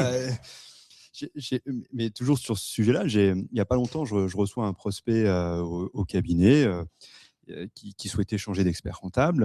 On lui fait une proposition, il est transparent, il nous dit qu'il a consulté 2 autres cabinets. Il finit par revenir vers nous et dire c'est bon, je travaille avec vous, super. Donc on envoie la lettre de mission. Alors nous, on a les modèles les plus standards du monde, on prend les modèles de l'ordre et on l'envoie sur signature électronique, notre logiciel de signature électronique. Et puis en fait, au bout de 4-5 jours, il n'a toujours pas signé. Bon, j'avoue que ça ne m'angoisse pas plus que ça. Et il finit par revenir vers moi. Écoutez, quand j'ai reçu votre lettre de mission qui fait 20 pages, je me suis dit que vous étiez un fou furieux, que c'était hors de question que je travaille avec vous. En plus, j'ai vu que ça vous protège à mort, que vous êtes responsable de rien. Et du coup, je suis allé voir l'autre que j'avais dégagé, l'autre cabinet comptable que j'avais consulté, et je lui ai demandé de me faire une lettre de mission. Il m'a fait exactement la même. Et donc, il dit, du coup, je reviens vers vous, c'est bon, je signe avec vous, parce que j'ai compris qu'en fait, vous aviez que des psychopathes, en fait, voilà. C'est les experts comptables. Et donc, je dis, vous savez, c'est l'ordre, faut en parler au président. Et donc, voilà, je voulais vous partager cette petite anecdote. Non, mais c'est vrai que je comprends très bien ce que dit Patrick et ce que disent souvent les confrères. C'est pour ça que je disais juste avant, essayez d'enrober, d'arrondir, de faire des choses jolies. Vous pouvez faire une lettre de mission sur PowerPoint, avec un peu de couleur, un peu de tout ça. Dès lors qu'il y a de l'information et que l'information est bonne, etc. Bon, mais effectivement, ce que moi je vous conseille, c'est de réduire le corps de lettre de mission beaucoup plus et de mettre des documents annexes. Et peut-être que dans les conditions générales, vous n'êtes pas obligé de tout garder. Nous, à titre personnel, on n'a pas tout gardé parce que tout ce qui est prévu dans la loi, c'est pas forcément la peine de les remettre dans les conditions générales. Quand on a des obligations légales, etc., c'est dans les conditions. Enfin, c'est pas la peine pour moi de les remettre dans les conditions générales. Mais là, vraiment, il faut que chacun fasse ce qu'il sent, quoi. Voilà. Je propose d'avancer.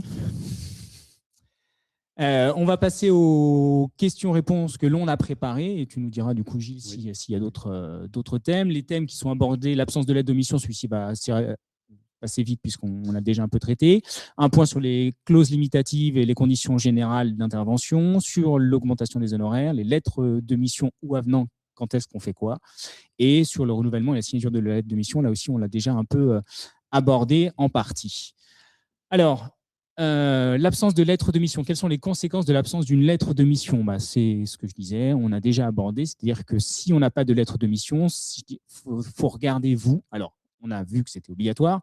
Si jamais on n'en a pas, si on a oublié dans la précipitation, etc., eh bien, c'est à vous de voir par rapport à votre contrat. Si vous êtes dans le contrat groupe, je dirais, vous êtes couvert si votre mission est autorisée à être faite par un expert comptable. Si vous n'êtes pas au contrat groupe, c'est à vous de voir quelles sont les conditions de couverture, sachant que là encore, on rappelle que dès lors que vous avez un minimum de contrat d'échange et de retour avec votre client, ça va vous couvrir en cas de responsabilité derrière, en cas de litige. Le juge pourra dire, oui, l'expert comptable intervenait sur tel ou tel cadre d'intervention. Donc, c'est tout dans votre intérêt. D'avoir une lettre de mission. D'avoir une lettre de mission. Autre exemple, évidemment, toutes les clauses dont je parlais tout à l'heure, donc la clause pour rupture anticipée, la clause pour limitation de responsabilité, etc., par définition, vous n'avez pas de lettre de mission, vous n'avez rien de tout ça qui s'applique. Donc, évidemment, la souplesse vous sera nuisible si jamais il y a un pépin de plus tard. Les conditions générales, justement, sont-elles obligatoirement jointes à la lettre de mission? Ça fait partie, justement, un peu même pour répondre un peu à la question de Patrick. Est-ce qu'elles sont obligatoirement jointes à la lettre de mission? Alors, le principe, c'est quoi? C'est qu'en tant que professionnel et vis-à-vis de notre client, on doit lui mettre à disposition les conditions générales. Et la pratique veut qu'on va la joindre à la lettre de mission. Mais comme je disais tout à l'heure, si sur votre site internet ou si par un autre moyen, vous avez possibilité de communiquer à votre client les conditions générales, vos conditions générales, en rappelant les clauses limitatives notamment, etc., ça peut tout à fait être considéré comme étant une communication faite au client pour que lui ait l'information de ces conditions-là. Donc, ça n'est pas forcément obligatoirement joint, c'est largement conseillé, je vous l'accorde, et c'est ce qu'on a tous l'habitude de faire, mais ça n'est pas obligatoirement joint. Vous pouvez, par tout autre moyen, transmettre ces informations à votre client.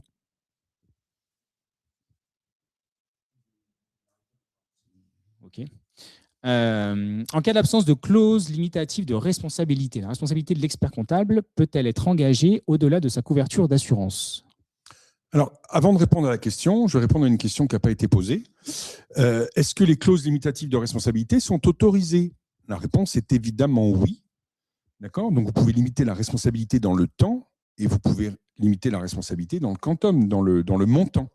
D'accord? Donc, évidemment, cette clause est opposable à votre client dès lors qu'évidemment elle était dans votre lettre de mission, enfin dans les conditions générales ou autres, et dès lors qu'évidemment il en a connaissance, évidemment que la lettre de mission est signée, etc. Bon, ça c'est la première condition. Évidemment, il faut que vous lui ayez écrit ces conditions et qu'il les ait acceptées. La deuxième chose, c'est qu'il ne faut pas que ces conditions limitatives soient léonines.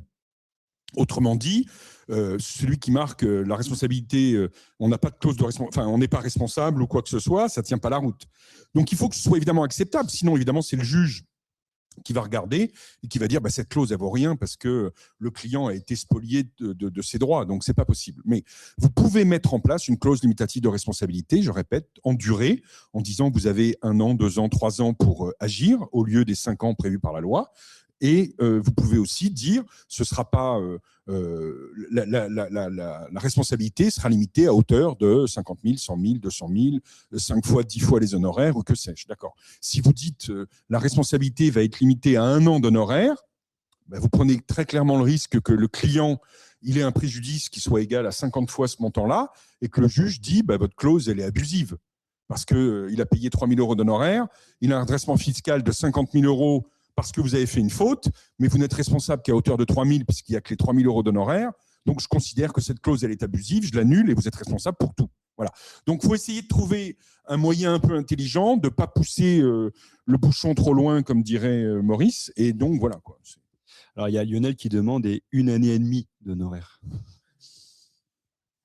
Alors, moi, très honnêtement, je trouve que ça, je ne connais pas Lionel, hein, mais je trouve que c'est quand même un peu risqué et bêtement risqué.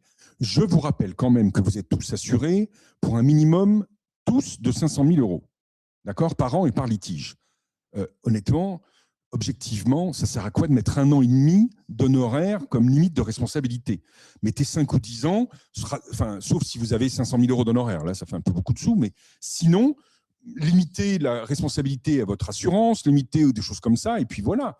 Et puis, mais ne mettez pas quelque chose qui est, comme disait le client de Gilles, presque de la provocation. Voilà, 1 an et demi, moi je trouve que c'est plus de la provocation qu'autre chose.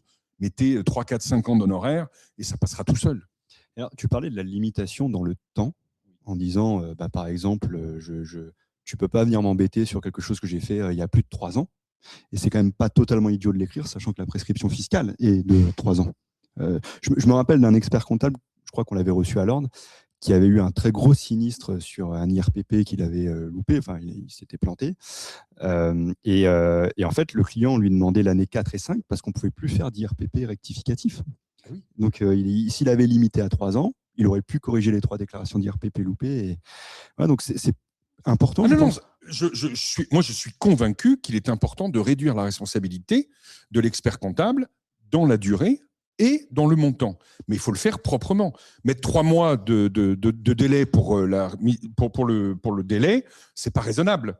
En dessous d'un an, c'est pas raisonnable. Évidemment, non. Donc voilà.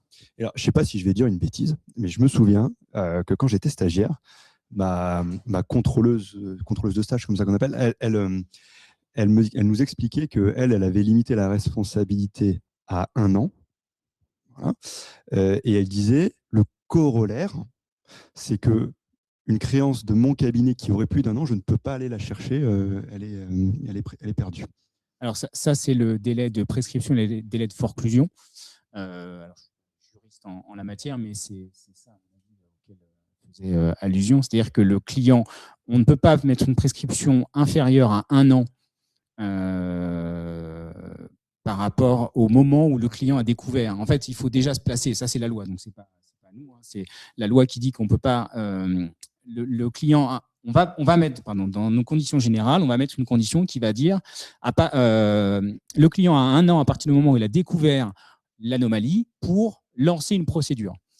Au-delà de ce délai d'1 an, il ne pourra plus lancer la procédure. Mais d'un point de vue juridique, la créance reste toujours active, je dirais. Et après, c'est ce qu'on appelle le délai de forclusion, où là, on peut le rajouter aussi. Et nous, on l'a rajouté, on a mis 3 mois. C'est-à-dire qu'à partir du moment où le délai est dépassé, il a 3 mois. À partir du moment où il a connu cette affaire, il a 3 mois maximum pour lancer son affaire. Je pense que Gabriel, tu serais plus à même d'expliquer ça.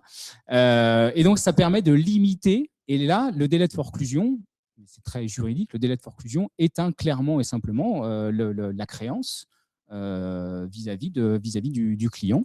Et donc, le client ne peut plus réclamer. Après, c'est que de la négociation entre le client et l'expert comptable.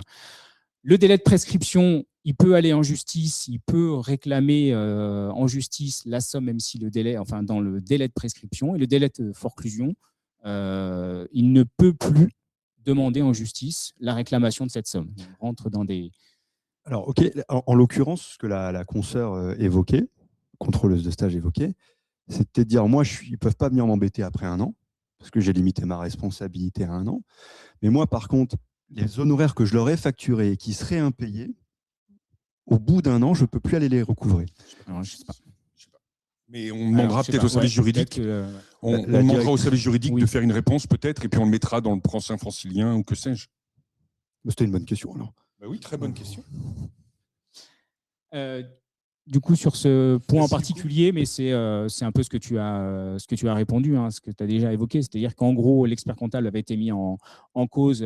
Il n'avait pas mis dans ses conditions générales le plafond. Il n'avait aucun plafond, hein, c'est même pas un montant dérisoire, c'est aucun plafond de couverture, ce qui fait que lorsqu'il y a eu un litige, finalement le litige, ce qui a été demandé comme dommage auprès de l'expert comptable, c'était largement supérieur à sa couverture d'assurance des 500 000. Eh bien, finalement, les sommes ont été réclamées auprès de l'expert comptable au-delà de son contrat. Et tout ça parce que la condition n'était pas indiquée et le plafond n'était pas indiqué dans les conditions générales. Donc, c'est pour ça qu'on insiste même dans les contrôles qualité. Ce n'est pas pour vous embêter, c'est vraiment là-dessus pour vous couvrir une fois de plus. Peut-il proposer une lettre de mission d'une durée minimale de 3 ans? Alors là, rapidement, oui, on peut. On a des missions, je dirais, qui sont rattachées à l'exercice comptable, d'accord. Donc, la bonne pratique veut que l'exercice et la mission va durer 1 an avec tacite reconduction. Mais on peut faire une mission avec une durée minimale de 3 ans si les conditions le justifient. Par exemple, pour la mission, vous allez devoir recruter quelqu'un, vous allez devoir recruter un CDD, vous allez devoir investir dans un logiciel, vous avez des conditions particulières qui font que la mission, naturellement, va durer plus longtemps et donc vous pouvez mettre tout à fait un minimum de 3 ans dans votre lettre de mission pour éviter que le client parte au bout d'1 an et que vous ayez avec l'investissement à côté. Voilà, c'est ça. Par exemple, si vous avez un gros client qui vous demande de suivre son affaire et que vous êtes obligé de prendre connaissance, de cartographier le système d'information, de travailler, voire de faire des modifications de votre logiciel pour vous intégrer au sien ou au que sais-je, eh bien, s'il y a des gros investissements, vous avez le droit d'imposer une durée minimum, mais au début. C'est-à-dire qu'en fait, quand vous prenez la mission, compte tenu de l'investissement, c'est pour compenser le fait que vous avez dû investir. Voilà, c'est le seul cas. Si vous rentrez un nouveau boulanger, un charcutier, un électricien ou quoi que ce soit, il n'y a pas d'investissement spécifique, il n'y a pas de légitimité à avoir une durée supérieure à 1 an. C'est une question de légitimité, ce n'est pas une question de texte, effectivement. La tacite reconduction est-elle possible dans une lettre de mission pour un particulier? Alors, j'en profite pour rappeler que si vous faites les IRPP, théoriquement, vous êtes censé avoir un contrat avec le client particulier, pas sur l'entreprise. Et nous, par habitude, on a une tacite reconduction dans nos lettres de mission avec les sociétés. Avec le particulier, vous avez tout à fait possibilité de faire également la tacite reconduction, à la différence près que comme c'est un particulier, vous devez, dans les 3 mois qui précèdent la reconduction, vous devez forcément, si vous avez cette clause-là, vous devez forcément lui rappeler, lui faire un mail, enfin le tenir informé, comme quoi il rentre dans le cadre de la tacite reconduction et que lui, il a éventuellement la possibilité de mettre fin à cette mission s'il le souhaite. D'accord ? Donc, si vous avez cette clause-là dans vos conditions, faites attention. Si c'est un particulier, vous avez une démarche à faire auprès de ce particulier pour le prévenir, comme quoi il y a une tacite reconduction. D'accord ? Sinon, ça peut vous être reproché. En matière d'honoraires, peut-on augmenter les honoraires tous les ans? Doit-on faire un avenant chaque année?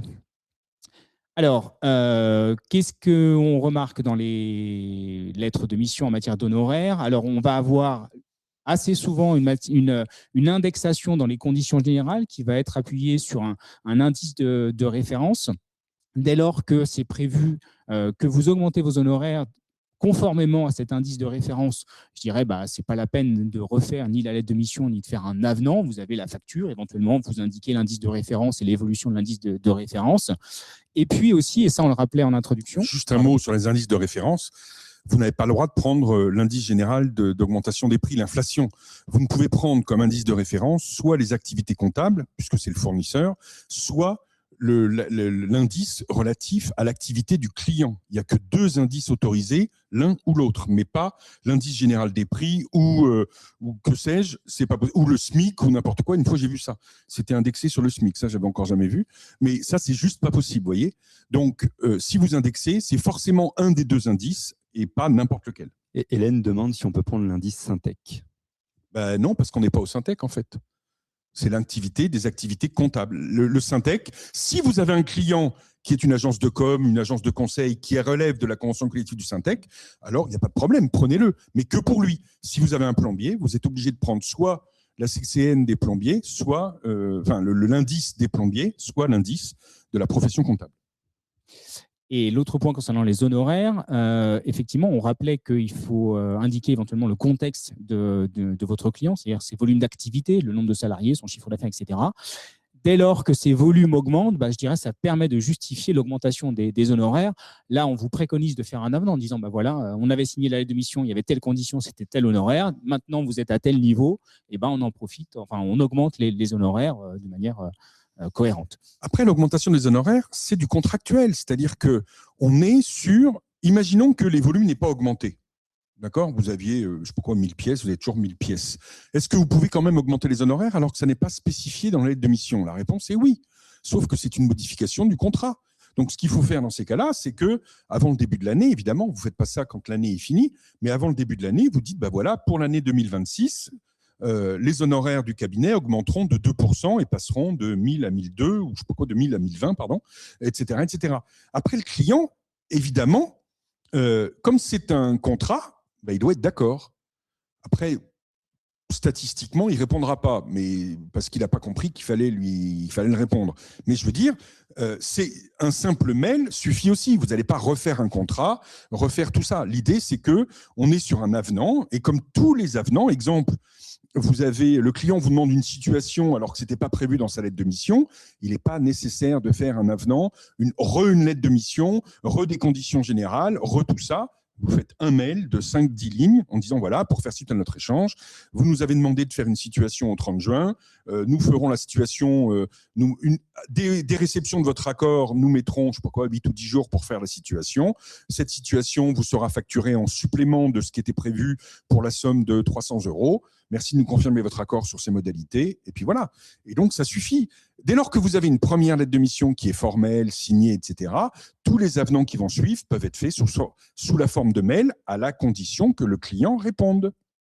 D'accord, parce que Carole, par exemple, dit si j'augmente mes honoraires sur ma facture de janvier et que le client paye, donc je n'aurais pas fait le mail que tu évoques, hein, et que le client paye cette facture, est-ce que ça vaut acceptation de l'augmentation ? Ça vaut un bout de l'acceptation, sauf que ça dépend dans quel contexte. C'est-à-dire que s'ils rompt 3 mois après, ça ne vaudra pas acceptation. C'est-à-dire que le fait d'avoir payé la première facture, je vous rappelle que on est souvent dans une relation judiciaire, quand il y a un problème juridique, on est souvent ce qu'on appelle entre le néophyte et le connaisseur, enfin l'expert et le débutant. Et donc le problème, c'est qu'il y a un tel décalage que très souvent les tribunaux, dans ces situations-là, donnent raison au client qui s'évertue le jour du procès à passer pour quelqu'un qui connaît rien sur rien, qui sait rien faire et qui n'a rien compris. Bon, mais c'est comme ça. Mais par contre, si vous faites ça chaque année et que le client, comme ça s'est vu, 3 ans, 5 ans, 10 ans après, réclame en disant « mais la lettre de mission qu'on a signée en 1985, elle prévoyait 12 000 francs d'honoraires et que maintenant vous êtes à 25 000 euros », il ne va pas pouvoir réclamer les 25 dernières années, ça va de soi, parce que le fait qu'il ait payé et qu'on soit passé à une année suivante, etc., vaut acceptation. Par contre, à très court terme, ça ne vaut pas acceptation. Si vous augmentez, alors évidemment, si c'est 2%, il n'y aura pas de sujet. Mais si vous augmentez parce que le client, finalement, il ne respecte pas ses conditions, etc., et que vous augmentez de 30% les honoraires, et qui rompt parce que les honoraires ont augmenté de 30%, le fait qu'il ait payé la première facture en méconnaissance ne vaudra pas acceptation. Mais là encore, en termes d'augmentation d'honoraires, la simple facture, c'est aussi un moyen de ne pas dire au client, et on se dit, en espérant qu'il ne le verra pas ou qu'il ne fera pas attention, c'est aussi un moyen de ne pas communiquer au client en lui disant que quelque part, j'augmente les honoraires. Donc, pourquoi pas quand même faire un mail en disant, écoutez, cette année, on va augmenter. Ça permettra de fluidifier l'échange vis-à-vis du client. C'est aussi ça qui sans pour autant faire un contrat, signer, tout ça. Un petit mail, honnêtement, vous faites le même pour tous vos clients, ça ne met pas très longtemps, et puis voilà, quoi. Lettre de mission ou avenant, on l'a, je dirais, un peu répondu, que ce soit une mission d'attestation, une mission ponctuelle. Est-ce que, quand on a une mission ponctuelle, est-ce qu'on doit faire un avenant ou une lettre de mission ? Bien évidemment, c'est l'exemple que tu as donné. Dès lors qu'il y a une mission principale, on fait un avenant, un courrier, on passe rapidement là-dessus avec l'accord du client. Renouvellement, signature de la lettre de mission en cas de rachat de clientèle. Ça aussi, c'est des questions qu'on a souvent, des experts comptables qui rachètent une clientèle et qui n'ont pas envie de refaire les lettres de mission, tout simplement par peur de devoir renégocier les honoraires, que le client a envie de partir, il n'a pas envie de signer, etc. Qu'est-ce qu'on doit faire ? En cas de rachat de clientèle, si ce n'est plus la même entité juridique qui signe les comptes, on l'a vu, comme il faut la signature sociale sur la lettre de mission, si ce n'est plus la même entité, il va falloir faire une nouvelle lettre de mission. Là encore, vous pouvez faire vos propres règles aussi à vous, vos conditions générales, qui ne seraient plus les mêmes que l'ancien confrère à qui vous avez racheté la clientèle. Donc, c'est aussi l'occasion de renettoyer ça, mais ça n'est plus du tout la même entité juridique, donc vous êtes censé refaire une nouvelle lettre de mission. Si jamais vous changez de signataire au sein de la même structure, là, je dirais, si c'est dans la même structure, dans la même entité juridique, le responsable n'est plus le même, le signataire des comptes ne sera plus le même. Là, un avenant pourrait suffire. Et effectivement, si c'est la même société qui garde la mission, là, il n'y a pas de renégociation, il n'y a pas tout ça. On est sur la même structure juridique. Peut-on faire une proposition avant de rédiger une lettre de mission officielle ? Alors oui, on l'a expliqué, c'est-à-dire que là aussi, pour revenir sur les 20 pages de la lettre de mission, ce qu'on propose et ce qu'on préconise, et ce que nous on fait au cabinet, c'est de faire un mail ou une reco, ce qu'on appelle une reco light, avec les principales dispositions de c'est quoi le budget, c'est quoi notre mission, et dedans, on rappelle que dès lors qu'on a son accord, alors on lui renverra une lettre de mission plus complète, plus officielle. Ça permet de gagner du temps aussi et de rassurer le client. Et ça permet aussi de résoudre le problème que soulevait Gilles, c'est-à-dire que la première lettre de mission, elle fait 4-5 pages, il n'y a pas les conditions générales, il n'y a pas tout ça. On lui explique de manière très comment dirais-je, courante, très triviale, ce qu'on va faire pour lui. Donc, on ne lui fait pas peur. Et quand il nous a donné de l'accord sur, voilà, je suis OK pour la mission, je suis OK pour les honoraires, etc., on le prévient que compte tenu des règles professionnelles, des normes, de la déontologie, etc., on sera obligé de lui faire un courrier, un contrat, qui là sera beaucoup plus dense, avec des conditions générales, etc., etc. Et c'est ce document-là qui devra signer, ce qui permet, ça nous permet de le prévenir à l'avance que, on va jouer un peu. Voilà. Alors, on arrive aux questions. Voilà, on a pas mal de questions que j'ai taguées au fur et à mesure. Il y a Serge qui nous parle d'un cas. Il s'occupe pour un client qui habite en Suisse.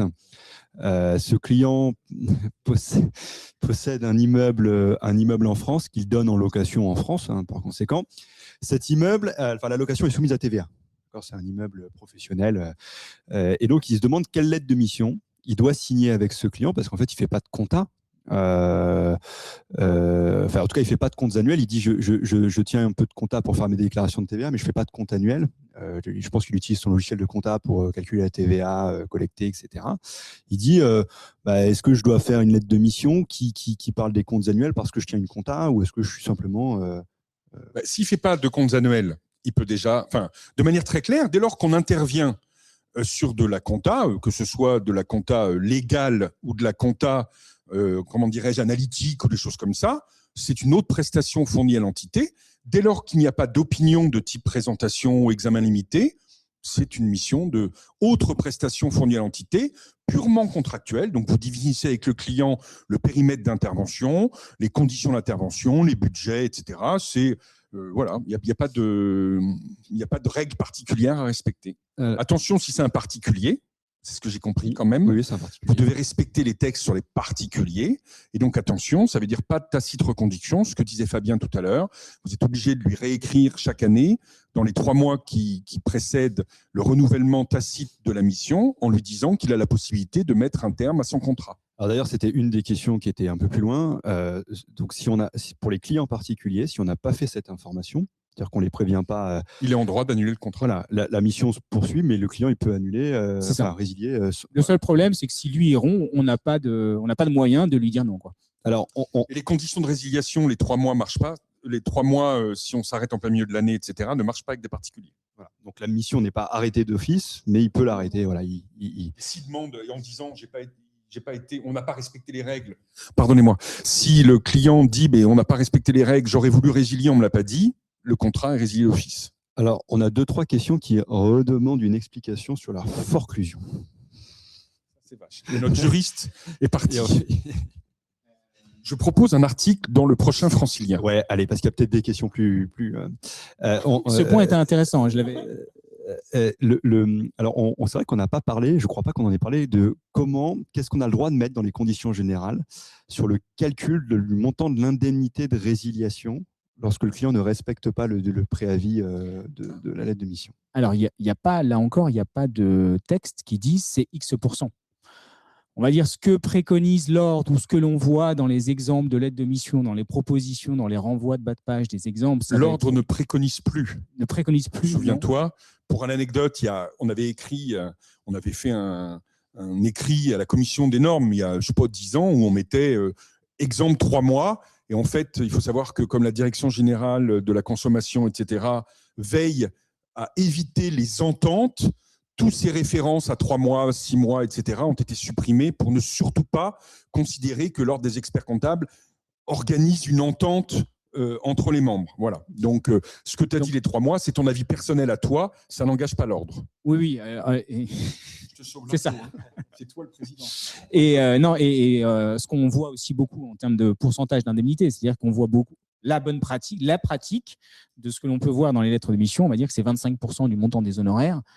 Oui, mais ce que je veux dire, c'est qu'on va mettre ce pourcentage-là, 3 mois si vous voulez. Maintenant, si vous demandez trop, on peut vous reprocher que vous demandez trop. Si vous demandez c'est pour vous.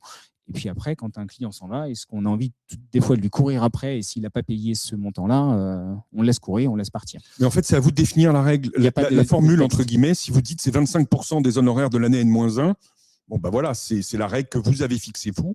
Il faut peut-être juste dire est-ce que c'est le comptable fiscal, y compris la paye ou pas, ou voilà. C'est à vous de définir une règle. Il faut que ce soit simple, c'est tout. Et attention, là encore, si vous avez une lettre de mission qui fait compta, fiscal, social, juridique, etc., bien définir le périmètre de la rupture. Parce que c'est difficile de demander 25% du juridique, sachant que vous avez facturé le juridique annuel et qu'il n'y a pas de rupture, parce qu'il n'y en aura pas avant l'année prochaine. Voilà. Il faut juste être cohérent entre ce qu'on demande et le vrai préjudice que vous avez subi. Il y a Guylaine qui nous interroge sur le sujet de la responsabilité de l'expert comptable et qui nous demande si on peut imposer, pour un client qui serait particulièrement exposé ou très gros, une assurance supplémentaire dans le cadre de la lettre de mission? Je te donne la parole. Alors évidemment, oui, vous avez raison. Enfin, la question est tout à fait pertinente. Pour être très honnête, c'est ce que nous, on fait au cabinet, parce qu'il se trouve qu'on est un petit cabinet, on est une quinzaine, hein, donc bon, c'est un tout petit cabinet, et il se trouve qu'on a des clients qui sont parfois des multinationales, y compris internationales, etc. Donc on intervient pour les petites choses, mais un jour, on s'est dit, waouh, si jamais il y en a un à qui on fait une petite erreur, vu le nombre de zéros qu'il y a derrière, ça peut faire très mal. Et donc, on écrit dans notre lettre de mission que notre responsabilité est limitée à temps, mais que, s'il le souhaite, on peut négocier, enfin, on peut demander à notre assureur une assurance spécifique pour leur dossier, auquel cas on leur donnera le montant de l'assurance spécifique et on leur refacturera le montant du complément d'assurance, entre guillemets. En fait, ce qui vous permet de vous couvrir en lui indiquant quel est le montant de l'assurance et en lui indiquant le montant de la responsabilité que vous acceptez, et que s'il veut plus, alors, il n'y a aucun problème, mais c'est à lui de nous le demander et on fera ce qu'il faut pour que l'assurance soit ajustée. Il y a un confrère qui, visiblement, a structuré son cabinet par filiale avec expert comptable, paye, gestion de patrimoine, informatique, et qui demande s'il peut faire une seule lettre de mission avec le client et l'ensemble de ses entités comme prestataire. Alors, c'est indirectement, on a d'autres situations dans ce cas-là. Là, les questions qu'on a l'habitude de voir, c'est le client qui a plusieurs filiales avec sa holding. Là, c'est l'expert comptable qui a plusieurs filiales avec son client. Je dirais ce qu'il faut, c'est là encore, c'est qu'il faut que la lettre de mission soit signée par le représentant légal de la structure. Donc, s'il y a plusieurs structures et plusieurs représentants, il faudra éventuellement, on pourrait faire une seule lettre de mission, là, enfin c'est mon point de vue, hein, on pourrait faire une seule lettre de mission qui explique bien tout le cadre d'intervention, par quelle structure, etc. Et que les différentes parties au contrat, et donc dans ces filiales-là, soient signataires aussi pour que tout le monde donne son accord, en fait, si tu veux. Et on donnerait une seule lettre de mission avec le client. Enfin, c'est comme ça que je vois le problème, c'est qu'on ne peut pas engager une structure sans avoir son accord. Donc, il est impossible qu'on fasse une lettre de mission avec 5 structures différentes s'il y a 5 dirigeants différents, par exemple. Sauf à ce que le dirigeant du cabinet d'expertise comptable soit le dirigeant des 5 structures, ou en tout cas mandataire social des 5 structures. Sinon, ce n'est pas envisageable. Et puis après, je vous rappelle une chose, c'est que est-ce que c'est intelligent d'avoir une seule lettre de mission, sachant que vous avez un cabinet d'expertise comptable qui, lui, a une déontologie, une réglementation, des normes, des textes, et donc quelque chose d'assez contraignant, et 4 structures, même si elles sont des filiales du cabinet, qui ne sont pas concernées par les règles déontologiques, par les règles de normes, etc., etc. Donc moi, je ferais une lettre de mission en expertise comptable, en respectant les règles des normes. Et puis après, pour les autres structures, bon, là, on est en dehors des règles de l'ordre, donc c'est quand même beaucoup plus cool. Mais à mon sens, j'ai du mal à imaginer qu'on puisse engager une structure qui n'est pas signataire d'un contrat, par définition. Tout à l'heure, tu évoquais les rachats de cabinets et donc le fait que s'il y avait un changement de structure, il fallait signer une nouvelle lettre de mission. Et donc, la question qui est posée, c'est si je tupe 2 cabinets, est-ce que les clients de celui qui a été absorbé doivent signer une nouvelle lettre de mission avec le cabinet absorbant? Là, théoriquement, c'est le principe de la TUP, qui est donc la transmission universelle du patrimoine, c'est le concept. Et donc, dans la TUP, c'est comme dans la fusion, l'absorbé, même si, enfin la TUPée qui correspond à l'absorbé, est continuée dans la TUPante, donc dans l'absorbante. Donc, d'un point de vue strictement juridique, il n'y a pas d'obligation, contrairement, par exemple, au mandat de commissariat, dont je vous rappelle qu'ils ne s'en transmettent pas de manière libre. Et on ne peut pas démissionner d'un mandat, etc., etc. Donc, ça veut dire qu'en matière d'expertise comptable, à mon sens, il n'y a pas de difficulté. Celle qui disparaît dès lors qu'il y a une fusion ou une TUP, elle est continuée dans l'absorbante. Par contre, moi, je vous conseille vraiment de quand même faire une lettre d'information un peu propre, un peu jolie, en expliquant que le cabinet a été intégralement repris, les contrats sont continués, etc., de manière élégante, pour éviter de froisser les clients qui se disent voilà, donc bon, c'est plus de la communication que d'un point de vue strictement juridique. Alors oui, effectivement, d'un point de vue juridique. Maintenant, comme je le rappelais tout à l'heure, ça va être d'un point de vue condition générale. Et on avait eu j'ai fait passer un jour une question comme ça, où en fait, c'était pas les mêmes conditions entre les 2 cabinets. Et donc, du coup, ça veut dire que quelle lettre de mission on va appliquer Là, c'est la lettre de mission qui a été signée par la QP. C'est pour ça que l'intérêt dans ces cas-là de l'absorbante, c'est de toiletter, de s'assurer que les conditions qui existaient sont bien valables pour lui, sinon il faut les refaire. Donc là encore, c'est une question, je dirais, de bon sens. Mais le confrère n'a peut-être pas envie de le faire au moment de la TUP. Il préfère peut-être attendre un an ou deux, histoire qu'on soit habitué au nouveau cabinet, pour éviter justement une renégociation ou n'importe quoi. Donc, d'un point de vue strictement juridique, il n'y a pas besoin. D'un point de vue communication, je pense que c'est très, très, très utile. Mais par contre, probablement, l'attente du confrère, c'est de se dire, est-ce que je vais le faire maintenant? Parce que sinon, je risque d'avoir une hémorragie. Et donc, si je rachète 150 clients, si j'en ai 30 qui s'en vont à cette occasion-là, ça pique, quoi. Donc, il y a eu 2-3 fois la question de est-ce que l'une des conséquences de l'absence de lettre de mission, donc je travaille avec un client, je n'ai pas fait de lettre de mission, est-ce que une des conséquences peut être le remboursement des honoraires? Alors là, ça a été jugé 50 fois. La réponse est non. C'est-à-dire qu'en fait, on a envie de dire pas de bras, pas de chocolat, pas de lettre de mission, pas d'honoraires. C'est plus compliqué que ça, parce que le juge, évidemment, si jamais il y a un sujet, si jamais il y a un litige, pardon, le sujet, ça va être est-ce que l'expert comptable a fait du travail? Et le juge, c'est ce qu'il va regarder. C'est-à-dire qu'en fait, en l'absence de contrat, le juge a pour mission de reconstituer ce qui aurait dû être les termes du contrat. Et donc, en fait, il va regarder ce qui a été fait. Et donc, il faudra prouver, l'expert comptable devra prouver la réalité de sa tâche et la réalité de son intervention et de la légitimité des honoraires qu'il a facturés. De la même manière, pour reprendre la question qui a été posée tout à l'heure, je crois, c'était de dire, si le client a payé 10 factures mensuelles ou quelque chose comme ça, c'est quand même un signe que le client était d'accord, la preuve, il a payé. Voilà. Donc, c'est en fait un faisceau. Quand on n'a pas de contrat écrit, signé des deux parties, le juge va se baser sur des éléments factuels et va essayer de se faire une opinion sur la base d'un faisceau d'éléments. Qu'est-ce qu'a fait l'expert comptable? Il a fait les comptes, il a fait les TVA, il a fait la paye, il a fait je ne sais pas quoi. 2, qu'est-ce que le client a payé comme honoraire? Sur combien de temps il a payé? En général, quand ça arrive, ce n'est pas au bout de 2 mois. C'est au bout de quelques mois, voire 1 an ou 2, auquel cas ça fait 2 ans qu'il paye. S'il n'avait pas de lettre de mission, il a payé pendant 2 ans, donc il n'y aura pas remise en cause des honoraires des 2 dernières années. Par contre, il peut y avoir une baisse des honoraires. Le juge n'est pas tenu par le quantum fixé par l'expert comptable. Si l'expert comptable a prévu 5 000 € d'honoraires et que le juge considère que ça valait que 3 500, je dis n'importe quoi, il devra rembourser les 1 500. Mais c'est tant pis pour lui. C'est pour ça que sur les factures aussi, des fois, on met un minimum des missions sur lesquelles on intervient. Mission de présentation, mission d'intervention, mission juridique, etc. pour faire un début aussi de contrat, de mission sur pourquoi vous payez ces honoraires. Et alors, si vous n'avez pas de lettre de mission, c'est pas bien. On va faire comme si vous en aviez une et que, voilà. Ce que vous faites dans ces cas-là, c'est que vous facturez tous les mois, mettons, vous facturez 300 € par mois. Vous mettez sur votre lettre de mission, sur votre facture, honoraire de janvier, budget annuel 4 000 €, premier acompte 300 €. Comme ça, vous écrivez noir sur blanc sur chaque facture votre budget annuel d'honoraires. Alors, ça ne vaut pas l'aide de mission, ça ne vous couvrira pas pour plein de choses, mais au moins, vous aurez des éléments qui montraient que le client était au courant des honoraires annuels. C'est les trucs de paysans, mais...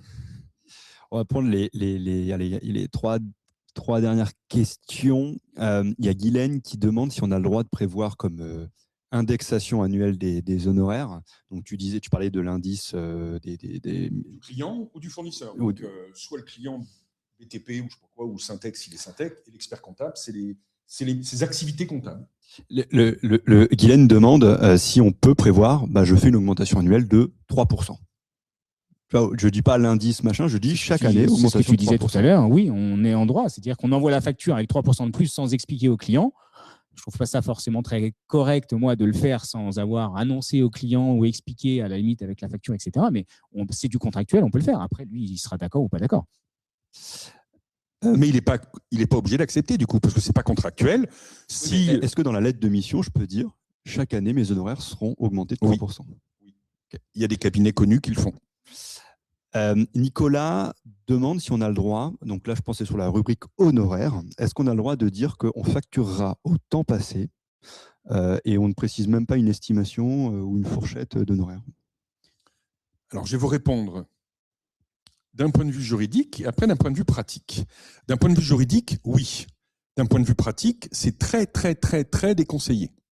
Parce que le problème, c'est que vous avez 90% de chances que à la fin, la facture, la douloureuse, soit chère et que le client dise bah, « moi, je ne suis pas d'accord », etc. Et là, vous partez dans des conflits interminables.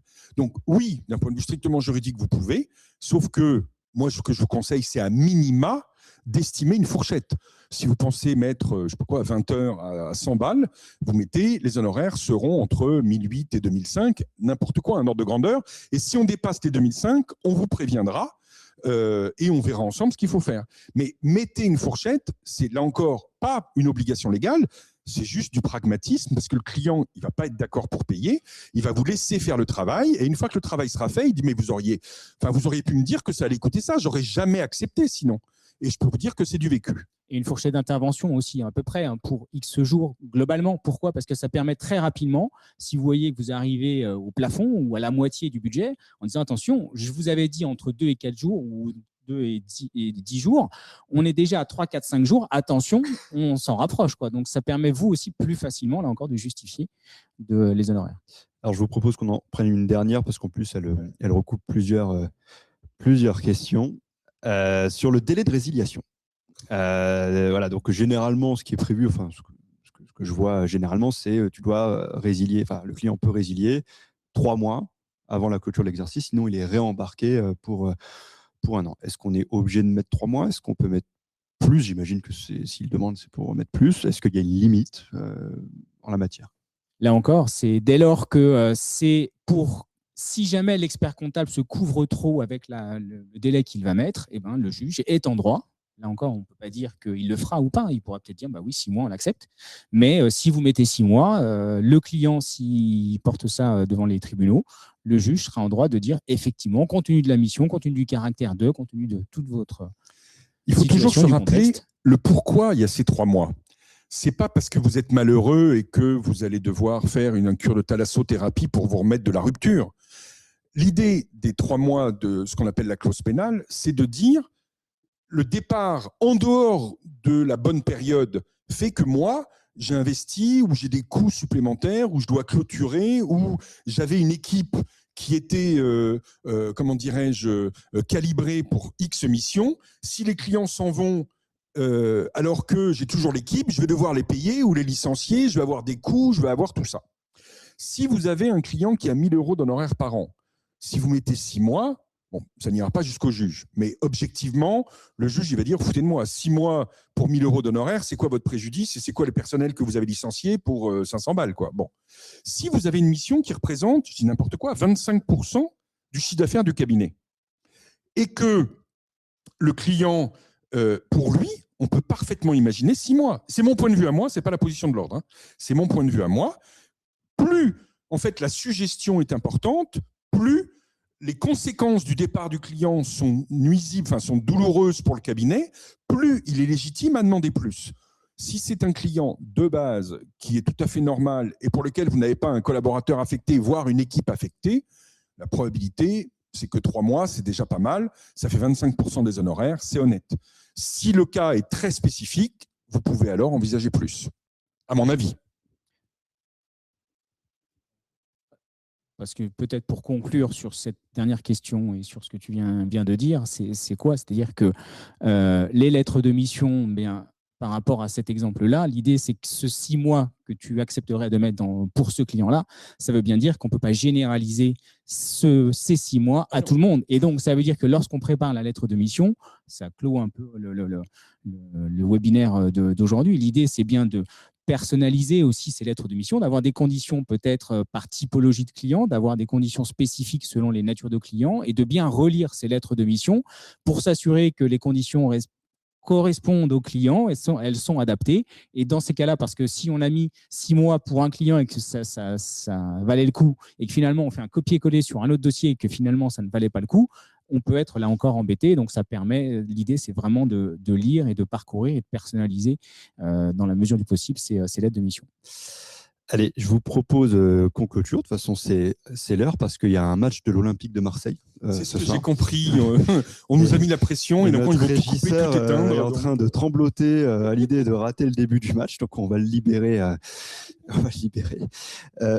Merci à tous d'avoir participé et d'avoir été très actifs sur le chat. C'était intéressant. Il y a eu pas mal de questions. On a balayé beaucoup de sujets. Vous aurez le support. Puis concret. Enfin, il y avait des questions concrètes. Ouais, c'est plein de petites questions finalement. Et donc, le support, on le partagera. Il est très complet. Fabien. On peut peut-être vous rappeler aussi qu'il y a un guide qui est gratuit, que vous pouvez récupérer sur Bibliordre, donc le site des documents à télécharger du Conseil national, qui s'appelle la lettre de mission en pratique, qui est gratuit et qui couvre beaucoup de choses qu'on a déjà dites. Donc c'est aussi une source d'information là-dessus. Cette fois en clôture. Philippe, merci à Fabien, merci à tous les deux pour vos précieuses réponses. Bonne soirée à tous et bon match pour ceux qui supportent l'Olympique de Marseille. Merci à tous. Merci, au revoir. Au revoir.